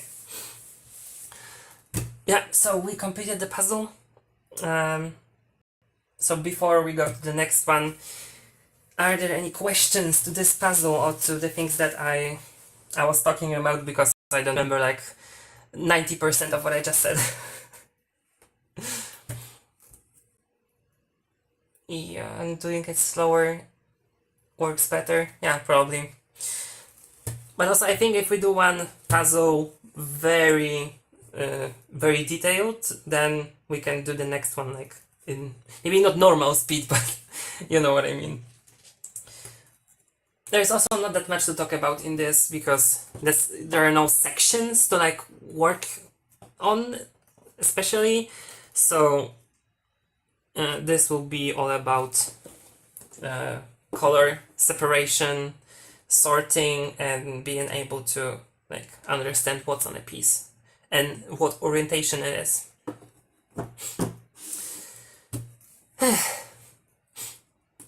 So this is a lot.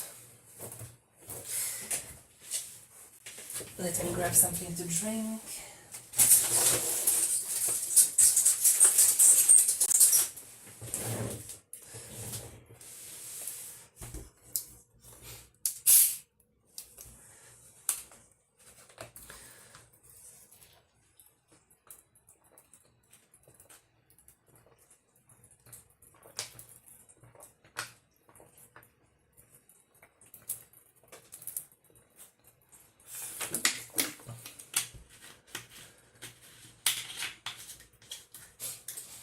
Alright.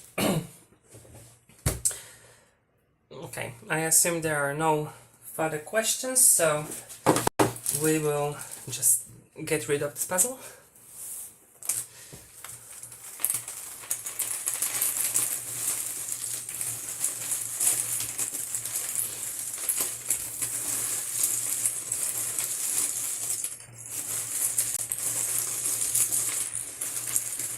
Once again, it was Amsterdam from a coffee shop. Pieces and Peace from AJJ. EJJ, sorry. I don't know, I just keep saying AJJ for some reason, I don't know why.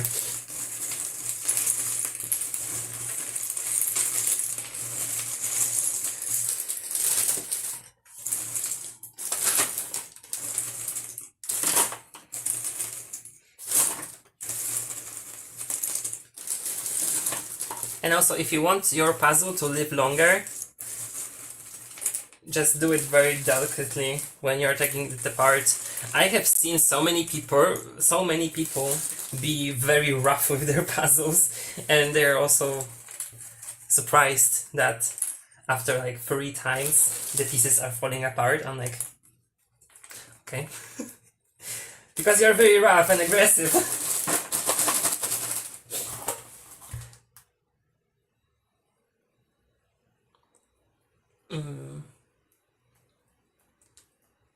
Both. Steve, answering your questions, I would say both. And also when doing, especially when doing Ravensburgers, when I do something by piece shape, I kind of am imagining in my head what the piece shape would look the best in here. Like, it's a really hard to explain. Like, when I have, let's say, a hole that is like 3 by 2, and I look at the hole and I'm like, I think that here is maybe it's like one of the middle ones. I look at this, I'm like, I think it's 3 by 2, 3 by 1, not the normal one. Why? I don't know. I'm just in my head, since you know like the piece shape and you kind of get used to what you're seeing with the pieces. It's like you can kind of imagine that what should go there. It mostly doesn't work, but like I have this thing, maybe I should get rid of it, I don't know. And how much do I notice that it is bulky or very bendy? I notice that a lot when I'm looking for pieces, because I am this kind of puzzler that that I need and not what I have. So I'm looking for piece to, maybe the other way around. When I have a hole of pieces that I need to put them in, I look at what shapes I need and I look for them in the pieces I have. It's not the way that I have pieces, I take one and try to put it in. If I don't find something to look for, I just stop. And I think this is a very bad thing to have. Most of the very fast puzzlers I know are the other way around. So they just have pieces, they roughly know what there is, and they just take it and like here, and they find the place, and it's no problem at all. And I cannot work like this. I have to learn it. Yeah. So I notice from like the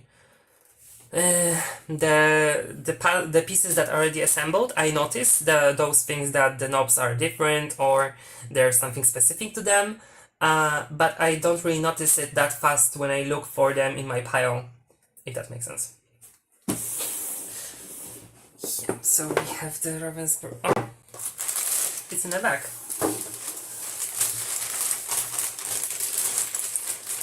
Alright. Let's take it out. So, I think this one will be bigger, so I'll just move this away. Yeah, so with Circle of Colors, I'm not necessarily looking for the edges. Actually, never. Because I don't do the edges for the circles. mostly because half of them is like the edge is very difficult to do because it's like one single color or section or something. So I always look for one specific section to sort out while I am flipping the pieces. So this time maybe let's grab the red insects, the red ones, and maybe the wings of the firefly. I don't know what it's called in English. There are two of them, so we'll probably confuse them a lot, but it doesn't really matter. That's how it is.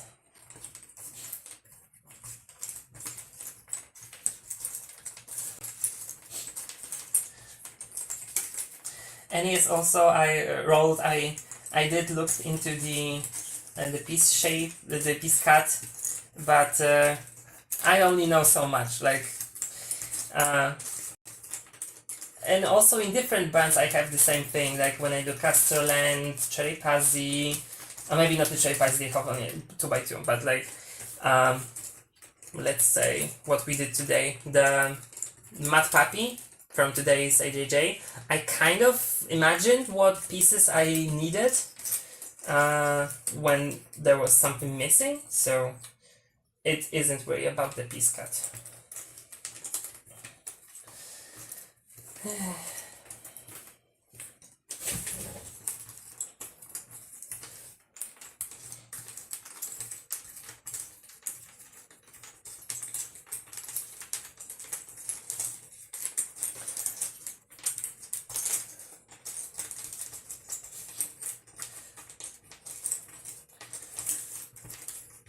This one will be much faster if I just don't stop putting it together and just stop what I'm doing. It will be a better representation of what is happening actually in my head.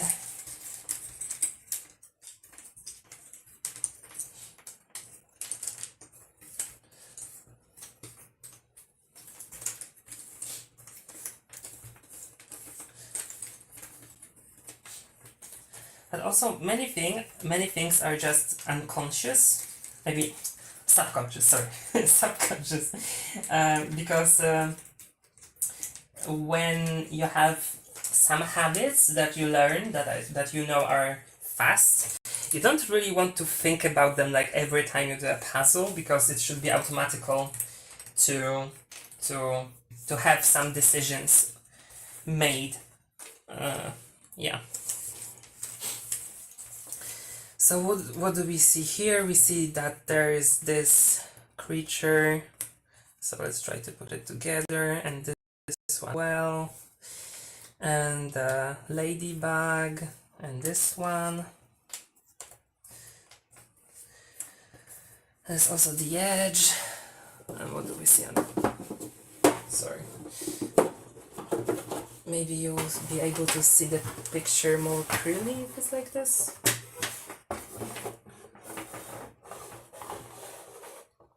Not really, wait. I'll adjust it.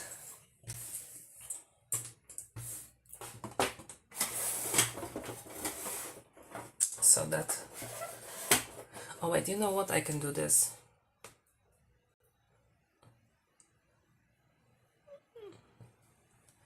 Yeah, I don't know if it changed. It should have changed.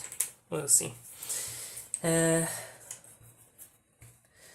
So this is the back, this is the edge.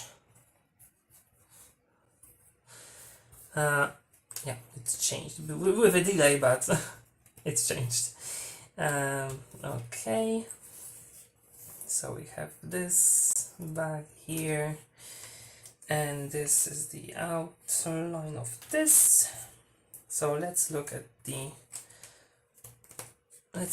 image, because I don't know where the... Okay, so this is here, and this is here. Right, this one is here, this one is there. Right. This is like here. Right.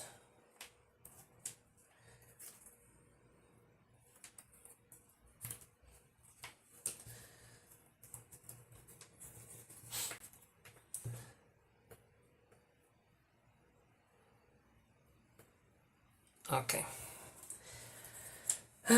What do we have? We have this that is above those. There's this big thing there.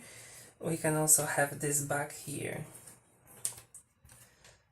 Yeah, so we can see that it comes together not that bad. And just do the wings. If they wanted to go together. Oh my god. Alright, so we have this.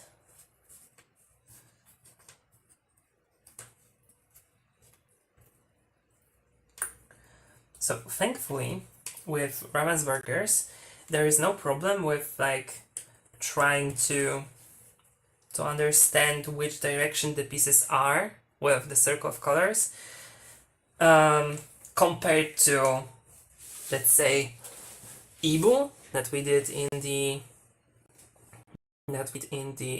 EJJs.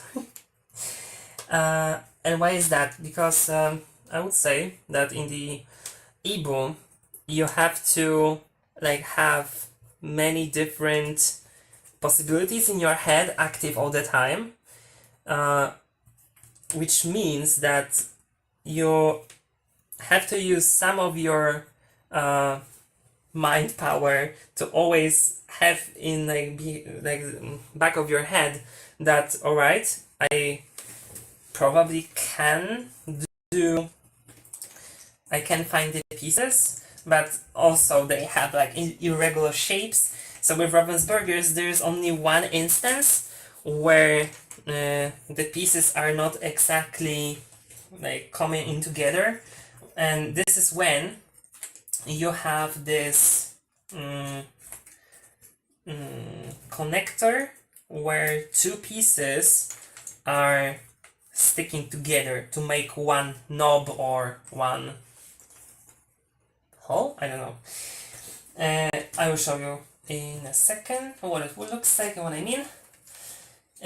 So this puzzle is basically like a normal puzzle, but there's a curvature, I would say. I am now collecting the pinks, so I can do the pink section. Yeah, so there are some flowers in here, but I don't really want to do the flowers. There is this really yellow, bright pink beetle here. Oh, this puzzle would be so fun to say what I'm doing, because I don't know any English names for those creatures. What do I have here? Yeah, the other beetle is here. This will be so fun. So what do we have? We have this and this, so it connects here.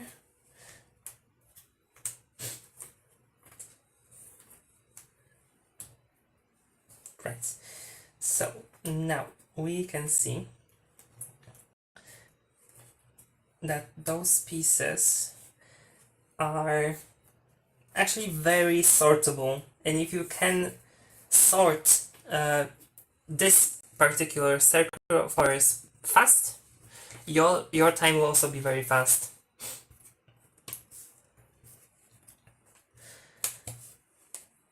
So what it comes down to is to just be able to recognize which back is which. And if you can do that, it's like basically over for the puzzle. You just win.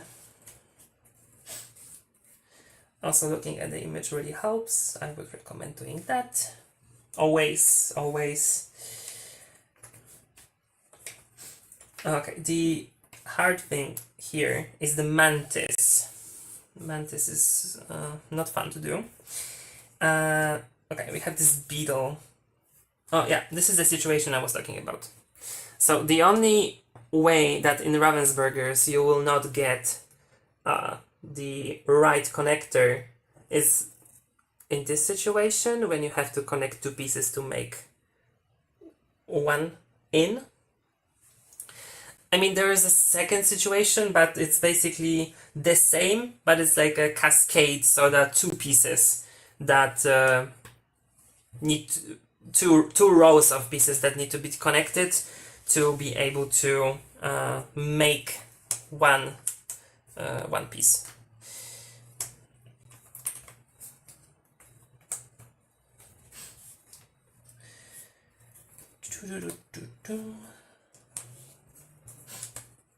Oh, I disassembled him and forget about him.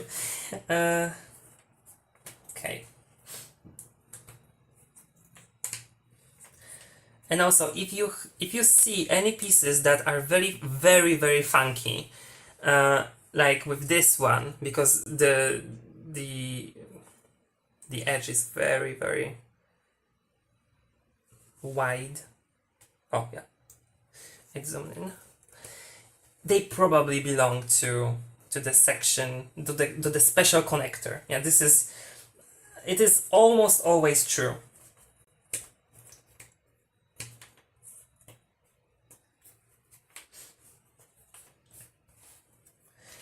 Yeah, so we have the mantis here. Putting it together is a pain, but we will manage. We will be brave. I don't know what this says. Yeah, so it's basically like with any other puzzle. If you don't know what something is, just go next.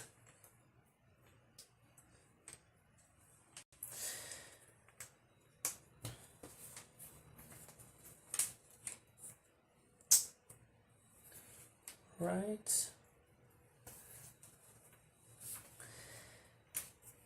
Yeah, the mantis is almost coming together.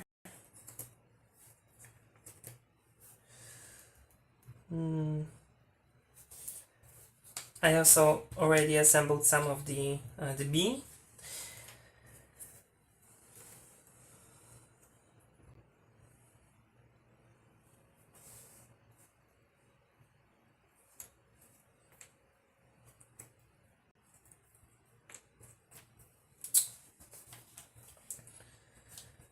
Alright, so I think I got stuck, so maybe I should just change the focus.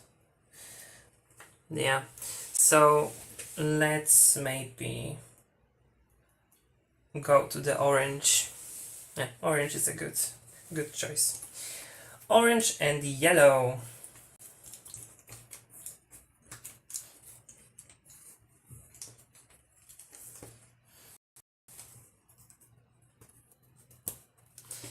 Oh, it was left behind. Alright. So the thing is that in this puzzle, one of the bug's wings are also very yellow. That's not a problem. We can just collect them up on this one. Those wings are kind of whitish, brownish, so you can also get them. They are very distinguishable from everything else that we are collecting anyway, so this is not a problem. Sometimes collecting things for the bee is also okay.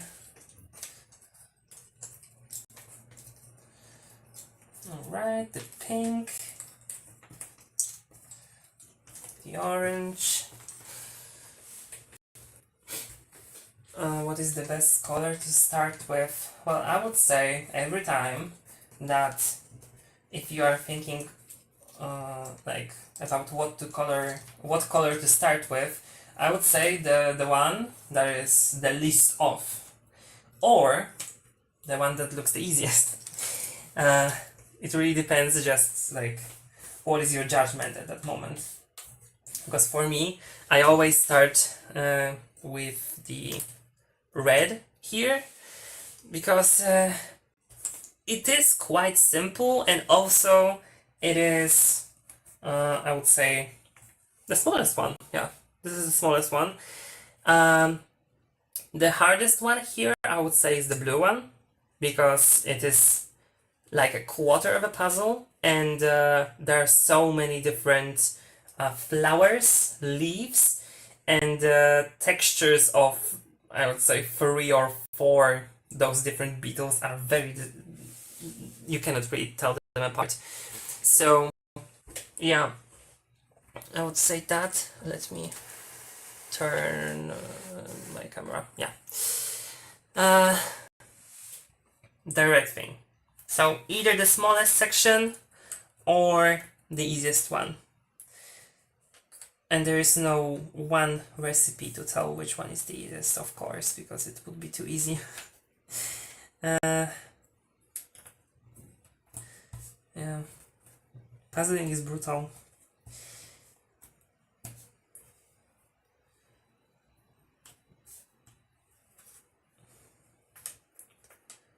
And I just noticed that I can do something here, so I put some of the pieces in.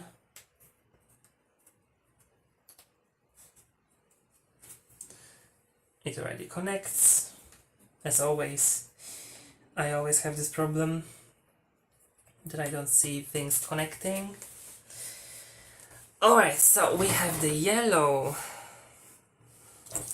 So what we can do is to look for distinguishable textures within the color. So maybe not only for like one of them, but if you can see a family of different textures that kind of look the same, but if you cannot tell them apart immediately, you just collect them all in one place and like judge if you can do them or you cannot. And this is how you proceed. Yeah. So I gathered most of the one texture that I think is very similar to one another, so let's try to put it together and see if it works or not.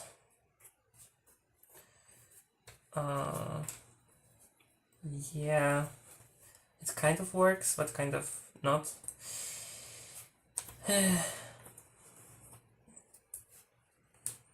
Okay. Okay.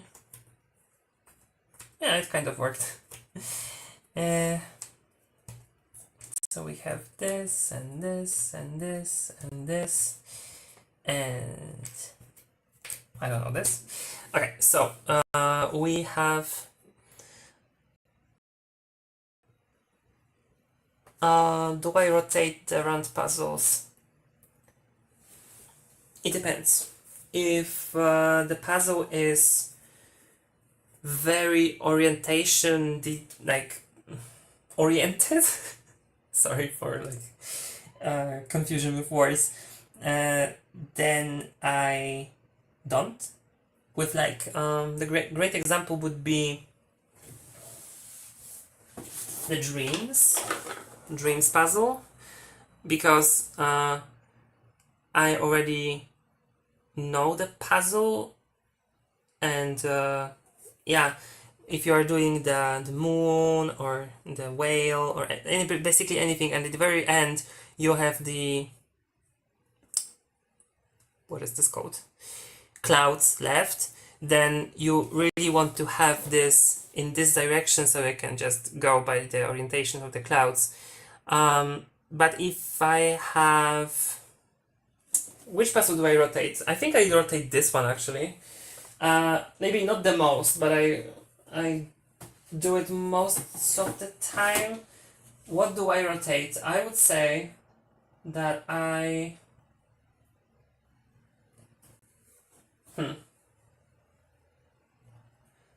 I always rotate the ocean one, because it doesn't really help me to look at the image that much. But yeah, I think most of them I just have them like this and I don't move them a lot. Because I'm looking at the image very often, so that would confuse me if I were just to, look at the image and then it's like in different orientation and I'd be like, what? What's changed? What happened? Stop it. I can imagine myself thinking this. Yeah, so I just collected some random bits of moth. Oh, I know this one. And this is the leg of this one. Let's do this, and this, and this, and this. Yeah, the moth came together pretty. But, like the image, what do we have here? We have this, this is the edge, around the edge at least. So let's give it a go here. This is purple. This is around the same place. This is there, and this is here, and this is here. So these are the legs, I think. Yeah. We can also try to take the pieces with the wings. Do we have any more wings? Yeah, we have the yellow wings, so let's take them. The yellow wings, those. This is the red thing. These are the legs again. This is this.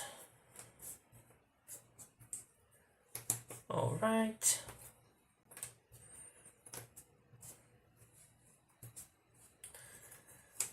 Okay.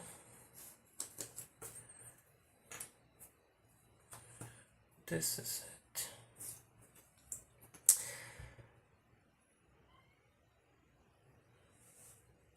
Yeah, that's true also.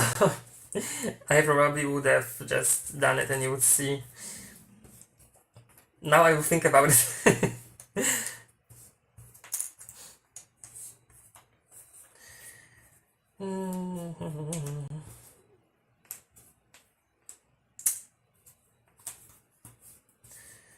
Alright, so these are the two. This is here, and this is here. Alright, we have those pieces, so they should go probably like this. Like this.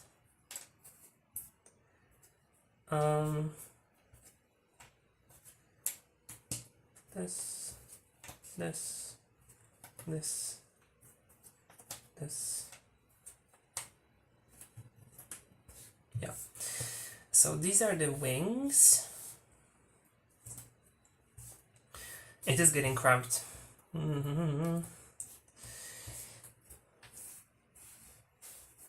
We can try to look for the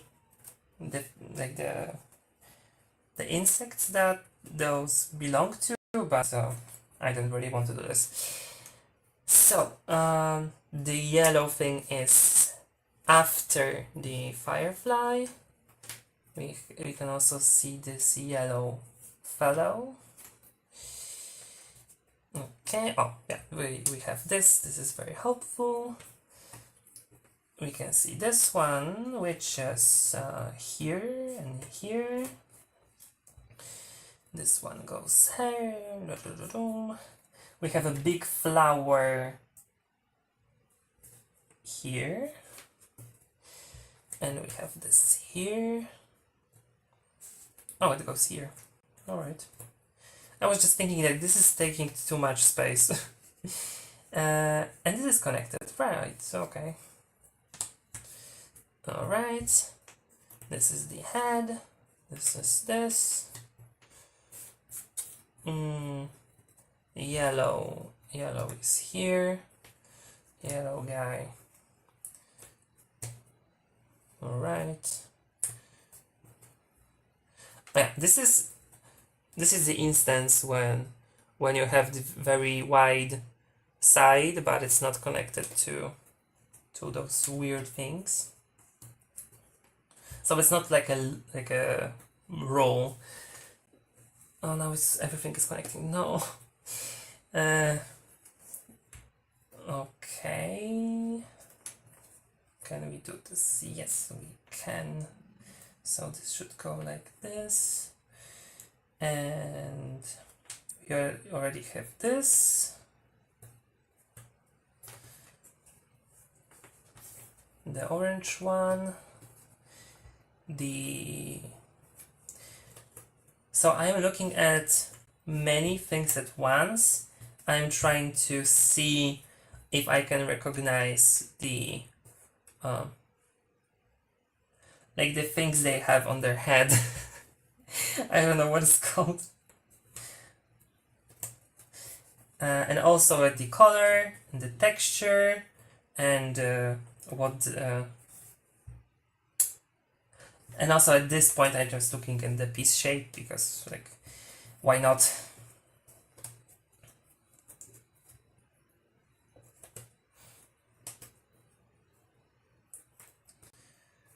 Anything that is helpful, actually. You don't have to be restricted to only looking at one thing. And switching, as I said already, switching is very important to be able to do.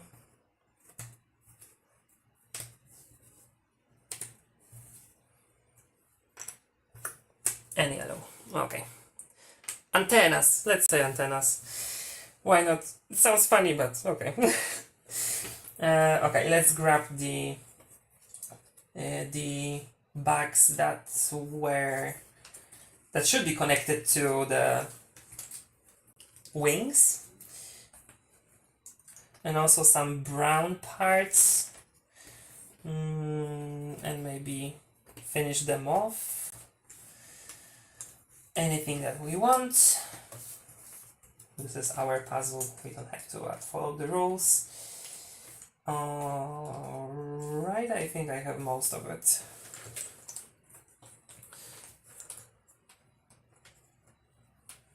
Volspriten. I think I have just butchered it.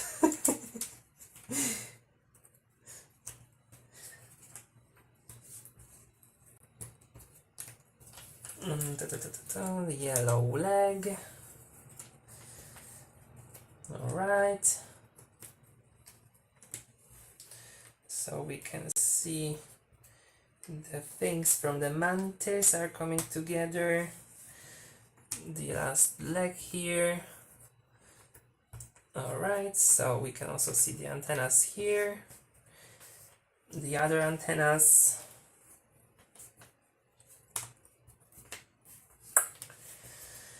So we have this, and this is the moth. Oh, it was very good. Okay, I didn't expect it.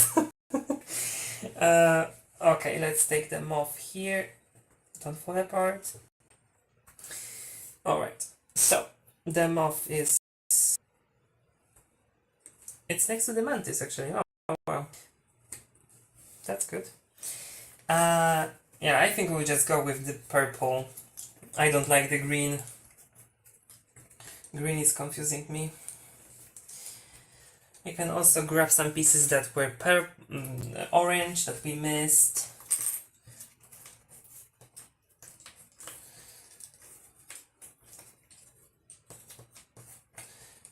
You see, I very rarely do something that I don't want to do in puzzles. I always go by the maybe not expression, like the mindset that if you do things that go well to you, it will just get faster. Most of the time it doesn't work, but well, you need to be comfortable most of the time.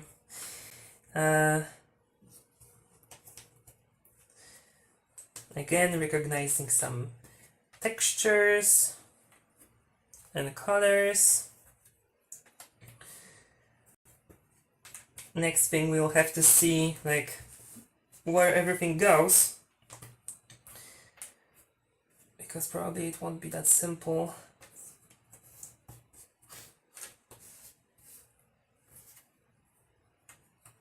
Yeah, so we have this. Oh, okay.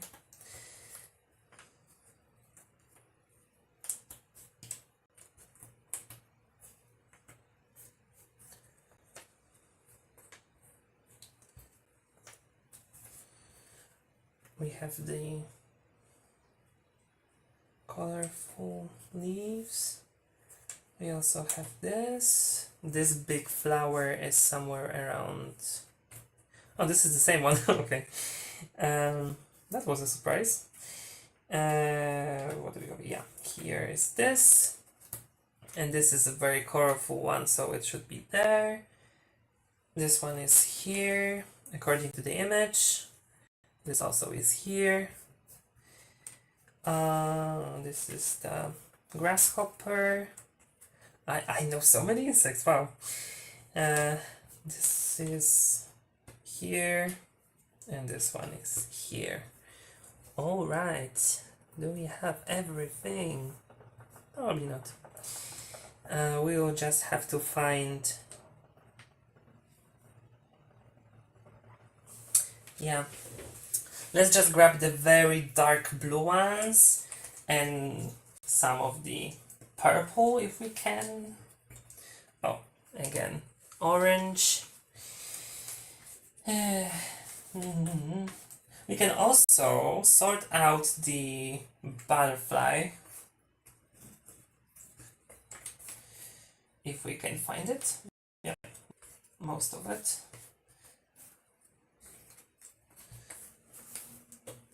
And this should be here, and this is here, and this is here. Oh, we have the edges here as well. That is good. All right.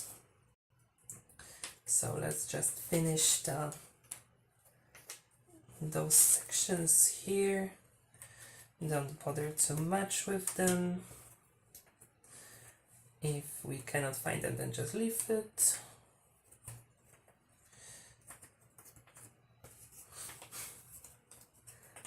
Alright, so are we missing something? No. We have the head and this on this.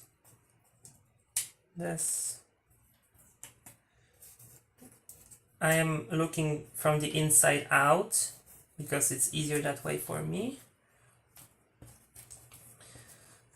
to be able to see what I am looking at, to be able to understand what I am looking at, not to see. Okay, so oh, it's connecting already. That's nice. Let's grab some blue. And let's grab the blue with the blue background. Because trust me, this will help us reduce the amount of pieces that we will take in one go. Yeah, so I guess I am not rotating the image. Alright, so do we have most of it? Yeah, I think we do. Yeah. What do we have here? We have this guy. Yes. And we also have... Oh, this is this, okay. We have this beetle, this very fat one, and this one. And this is the flower, and this flower is way back there, so we don't have to about it for a moment. No, it doesn't work. Okay, so we have flowers. What do we have here? We have this guy.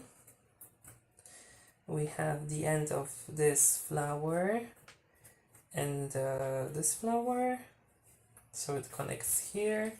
This is the edge, this is the other side of him, this is him, this is our ladybug again.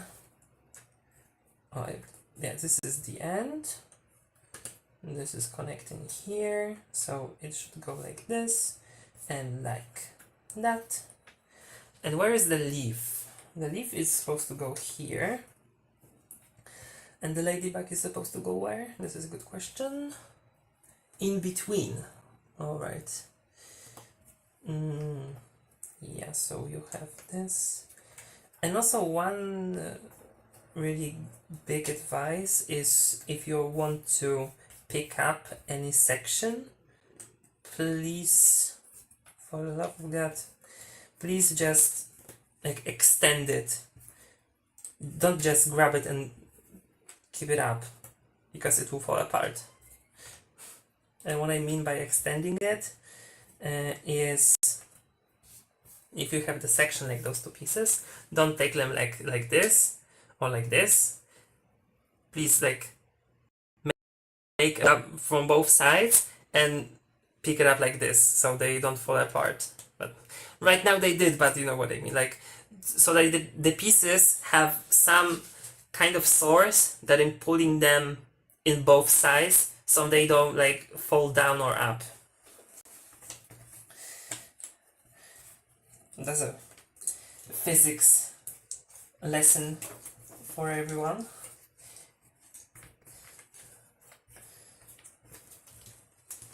Alright, yeah, so probably some people will just scream at me because I'm putting pieces on the puzzle, but this is what I do. I'm not sorry. Okay, we have the flower here, we have this beetle here, a small leaf here, this small one here as well, here, yeah. This should go like this, and like this, and like this, and this. This one is here, and this is the big one, so it should be here. This big flower is here. This is here, and here, and here. And this is the other side of the beetle, so it should be there. This is again him, this is him, and this is him. Yeah, something like this. Next we have the edge, we have the head of this one. He has a very long horn, so we'll have to keep that in mind so that we can like we cannot really put him close to anything at start. Oh yeah, this is the other situation. I just need to find the pieces for it and I'll show you what I mean. What I meant at the very start when I said there's a second situation that we can have pieces connected in a weird way. Just to wait for it. When I find it, we'll talk about it.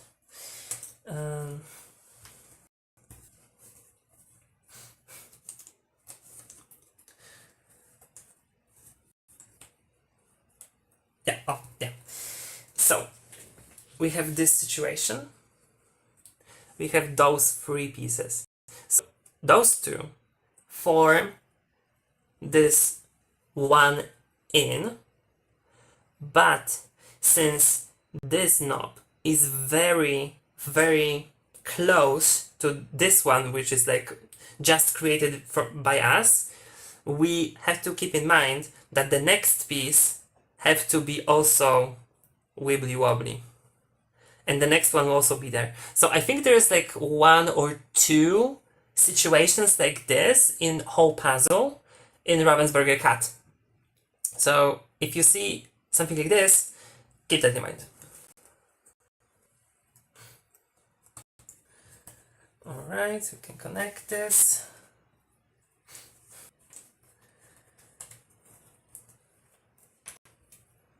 Alright, this is inside. Yeah. And this is going outside. Alright.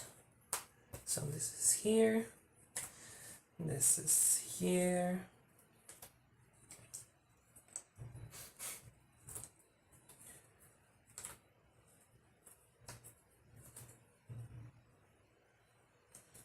Okay, we have this beetle again, so he is going to the right spot. We will also have this, and try to... This is going together, but where is it? Oh, it's here. And it's also connecting as well. So this forms a flower, which should go somewhere. Let's take those blue ones, so there are no left. And then we will be just left with the green ones, which are very fun. Okay, let's just do the things that we understand. So this beetle, the butterfly, oh, purple piece, so it's here. We have something like here, so it's probably edge. This, the leaf, do we have the leaf? No, we don't. Do we have the bottom of the beetle? Yes, we do. The beetle again. Oh, now we know by shape. The next flower is here. We are finishing this one. We are going to this one. This is the head of that one. The leaf again. Alright, so this is the only part left. And this flower is here. And this is not here.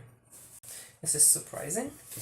Okay, so I think now, if we really want to, we can take the edges out, because there are like almost none left. Right, so we can put them inside. Yeah.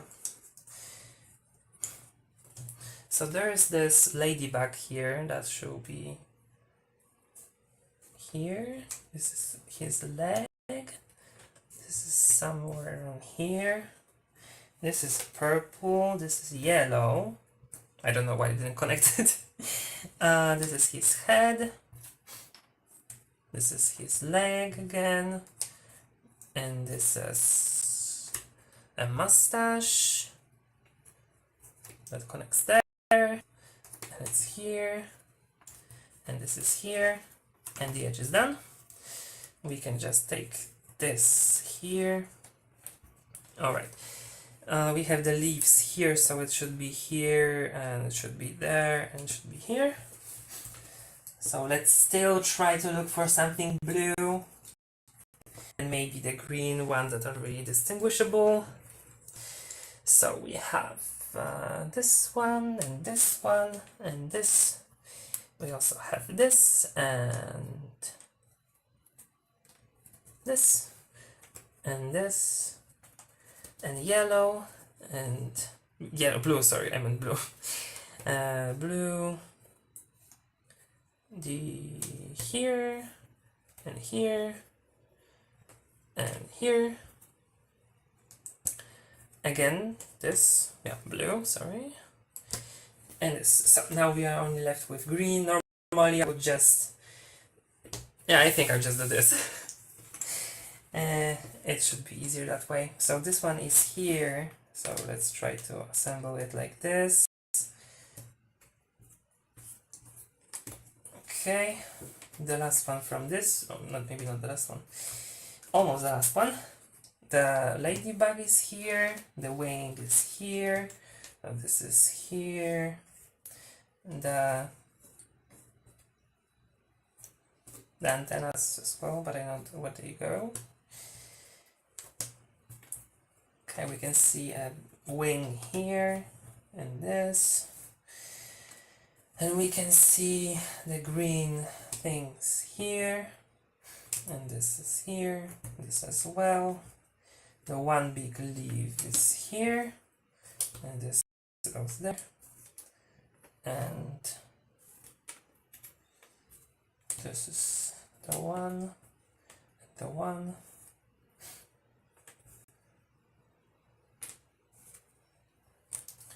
Okay, so we have this,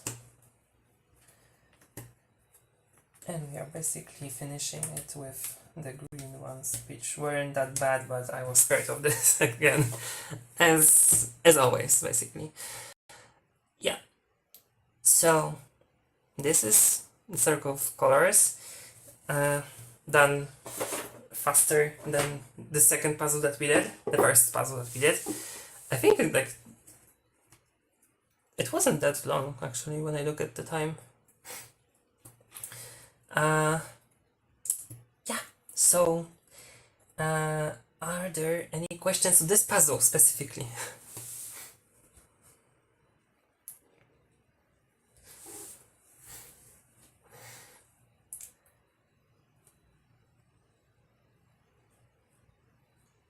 Yes, and again, when we are doing some sections that were bigger, we're just, before doing them, thinking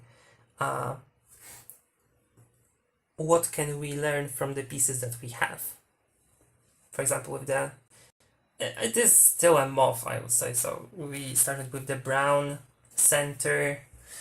Right here we connected the same texture, but we divided them into 3 different bags. We connected the fireflies. Wait, fireflies are the ones that glow. What is this called? I don't know. Never mind. And yeah, the mantis is really difficult because it also has those green legs, so it can be confusing with the green section. Yeah,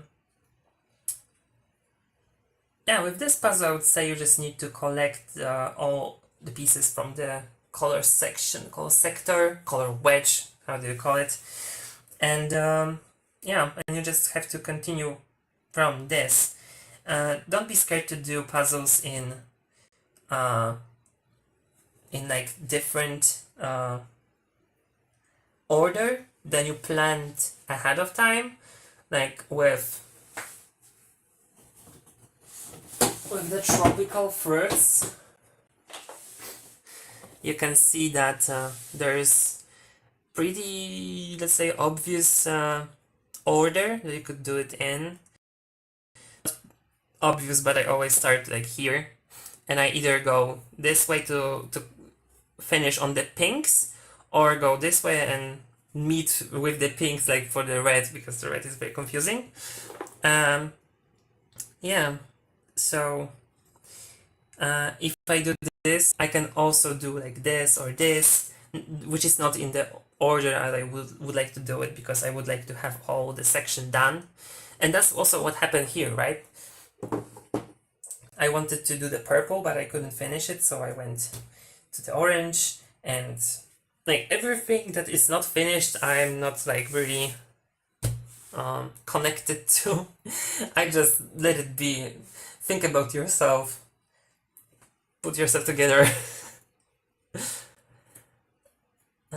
I find this color puzzles difficult if the colors are not perfectly separated. Yellow. Yeah, that is what I mean.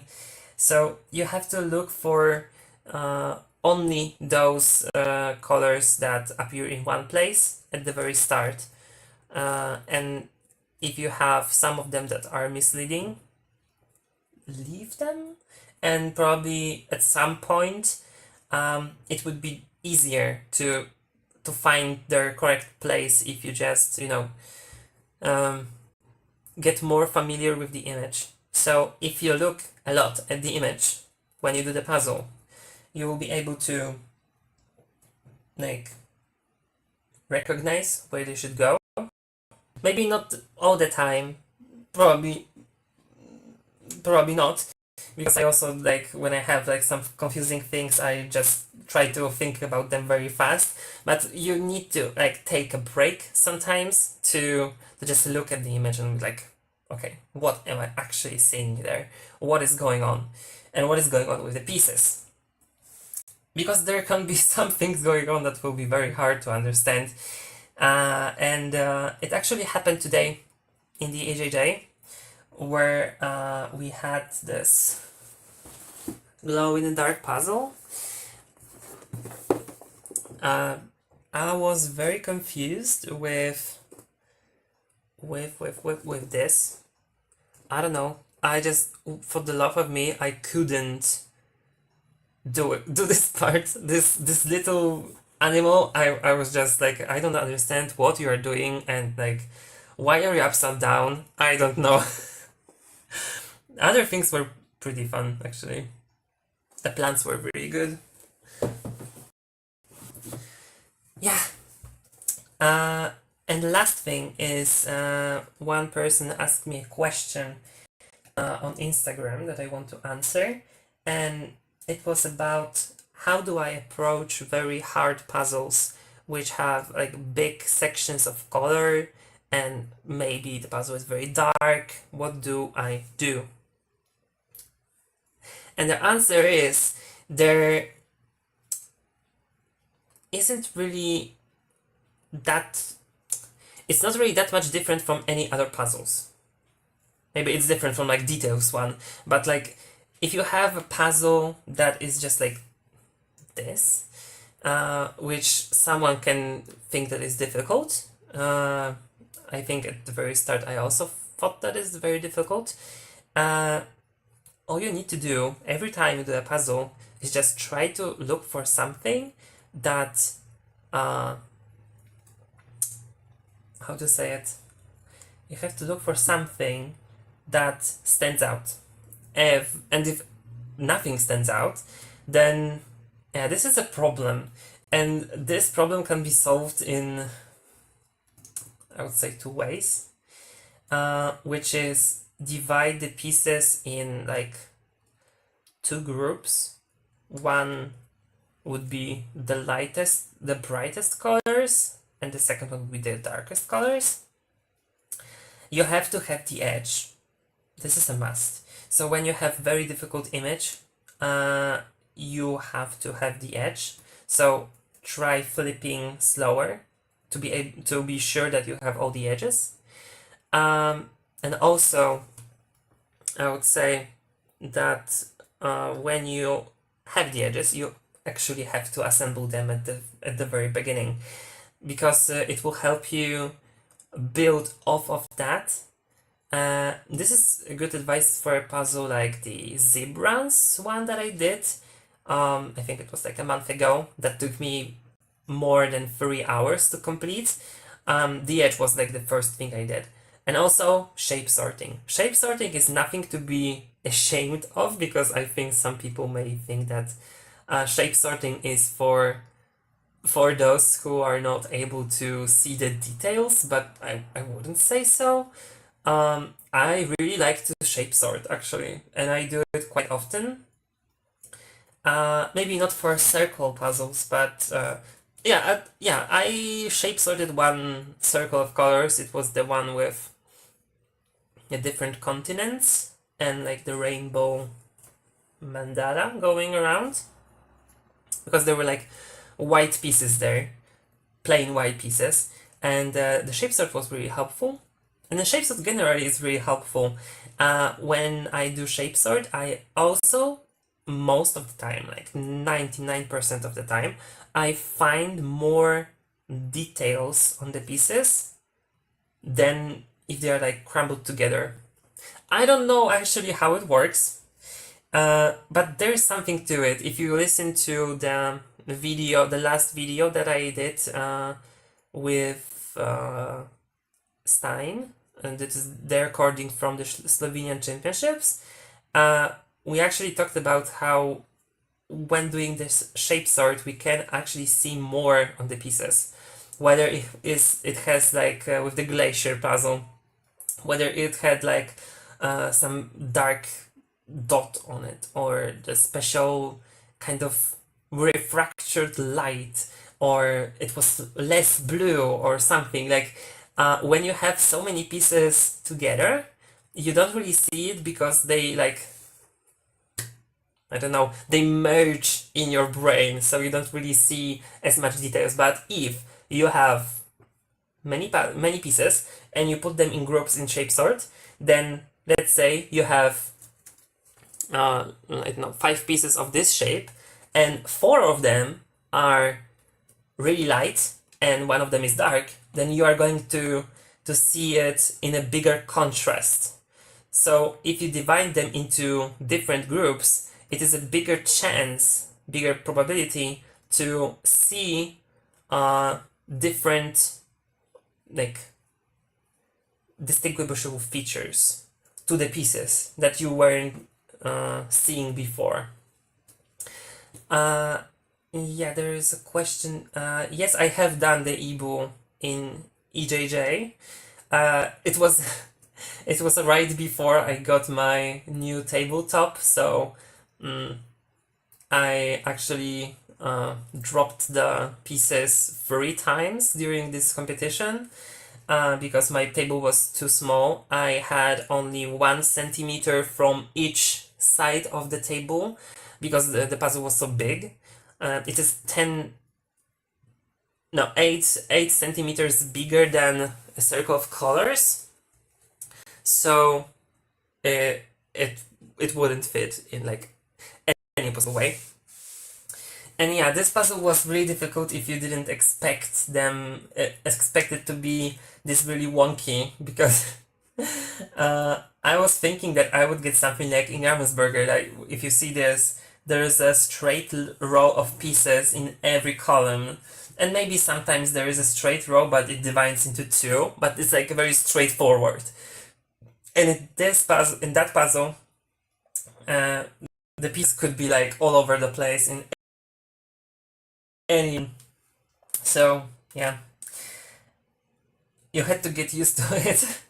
But after I had a bigger space, it was much easier to do, and also it is actually the same thing as with this puzzle. We just needed to take different colors, just sort something, and it is okay.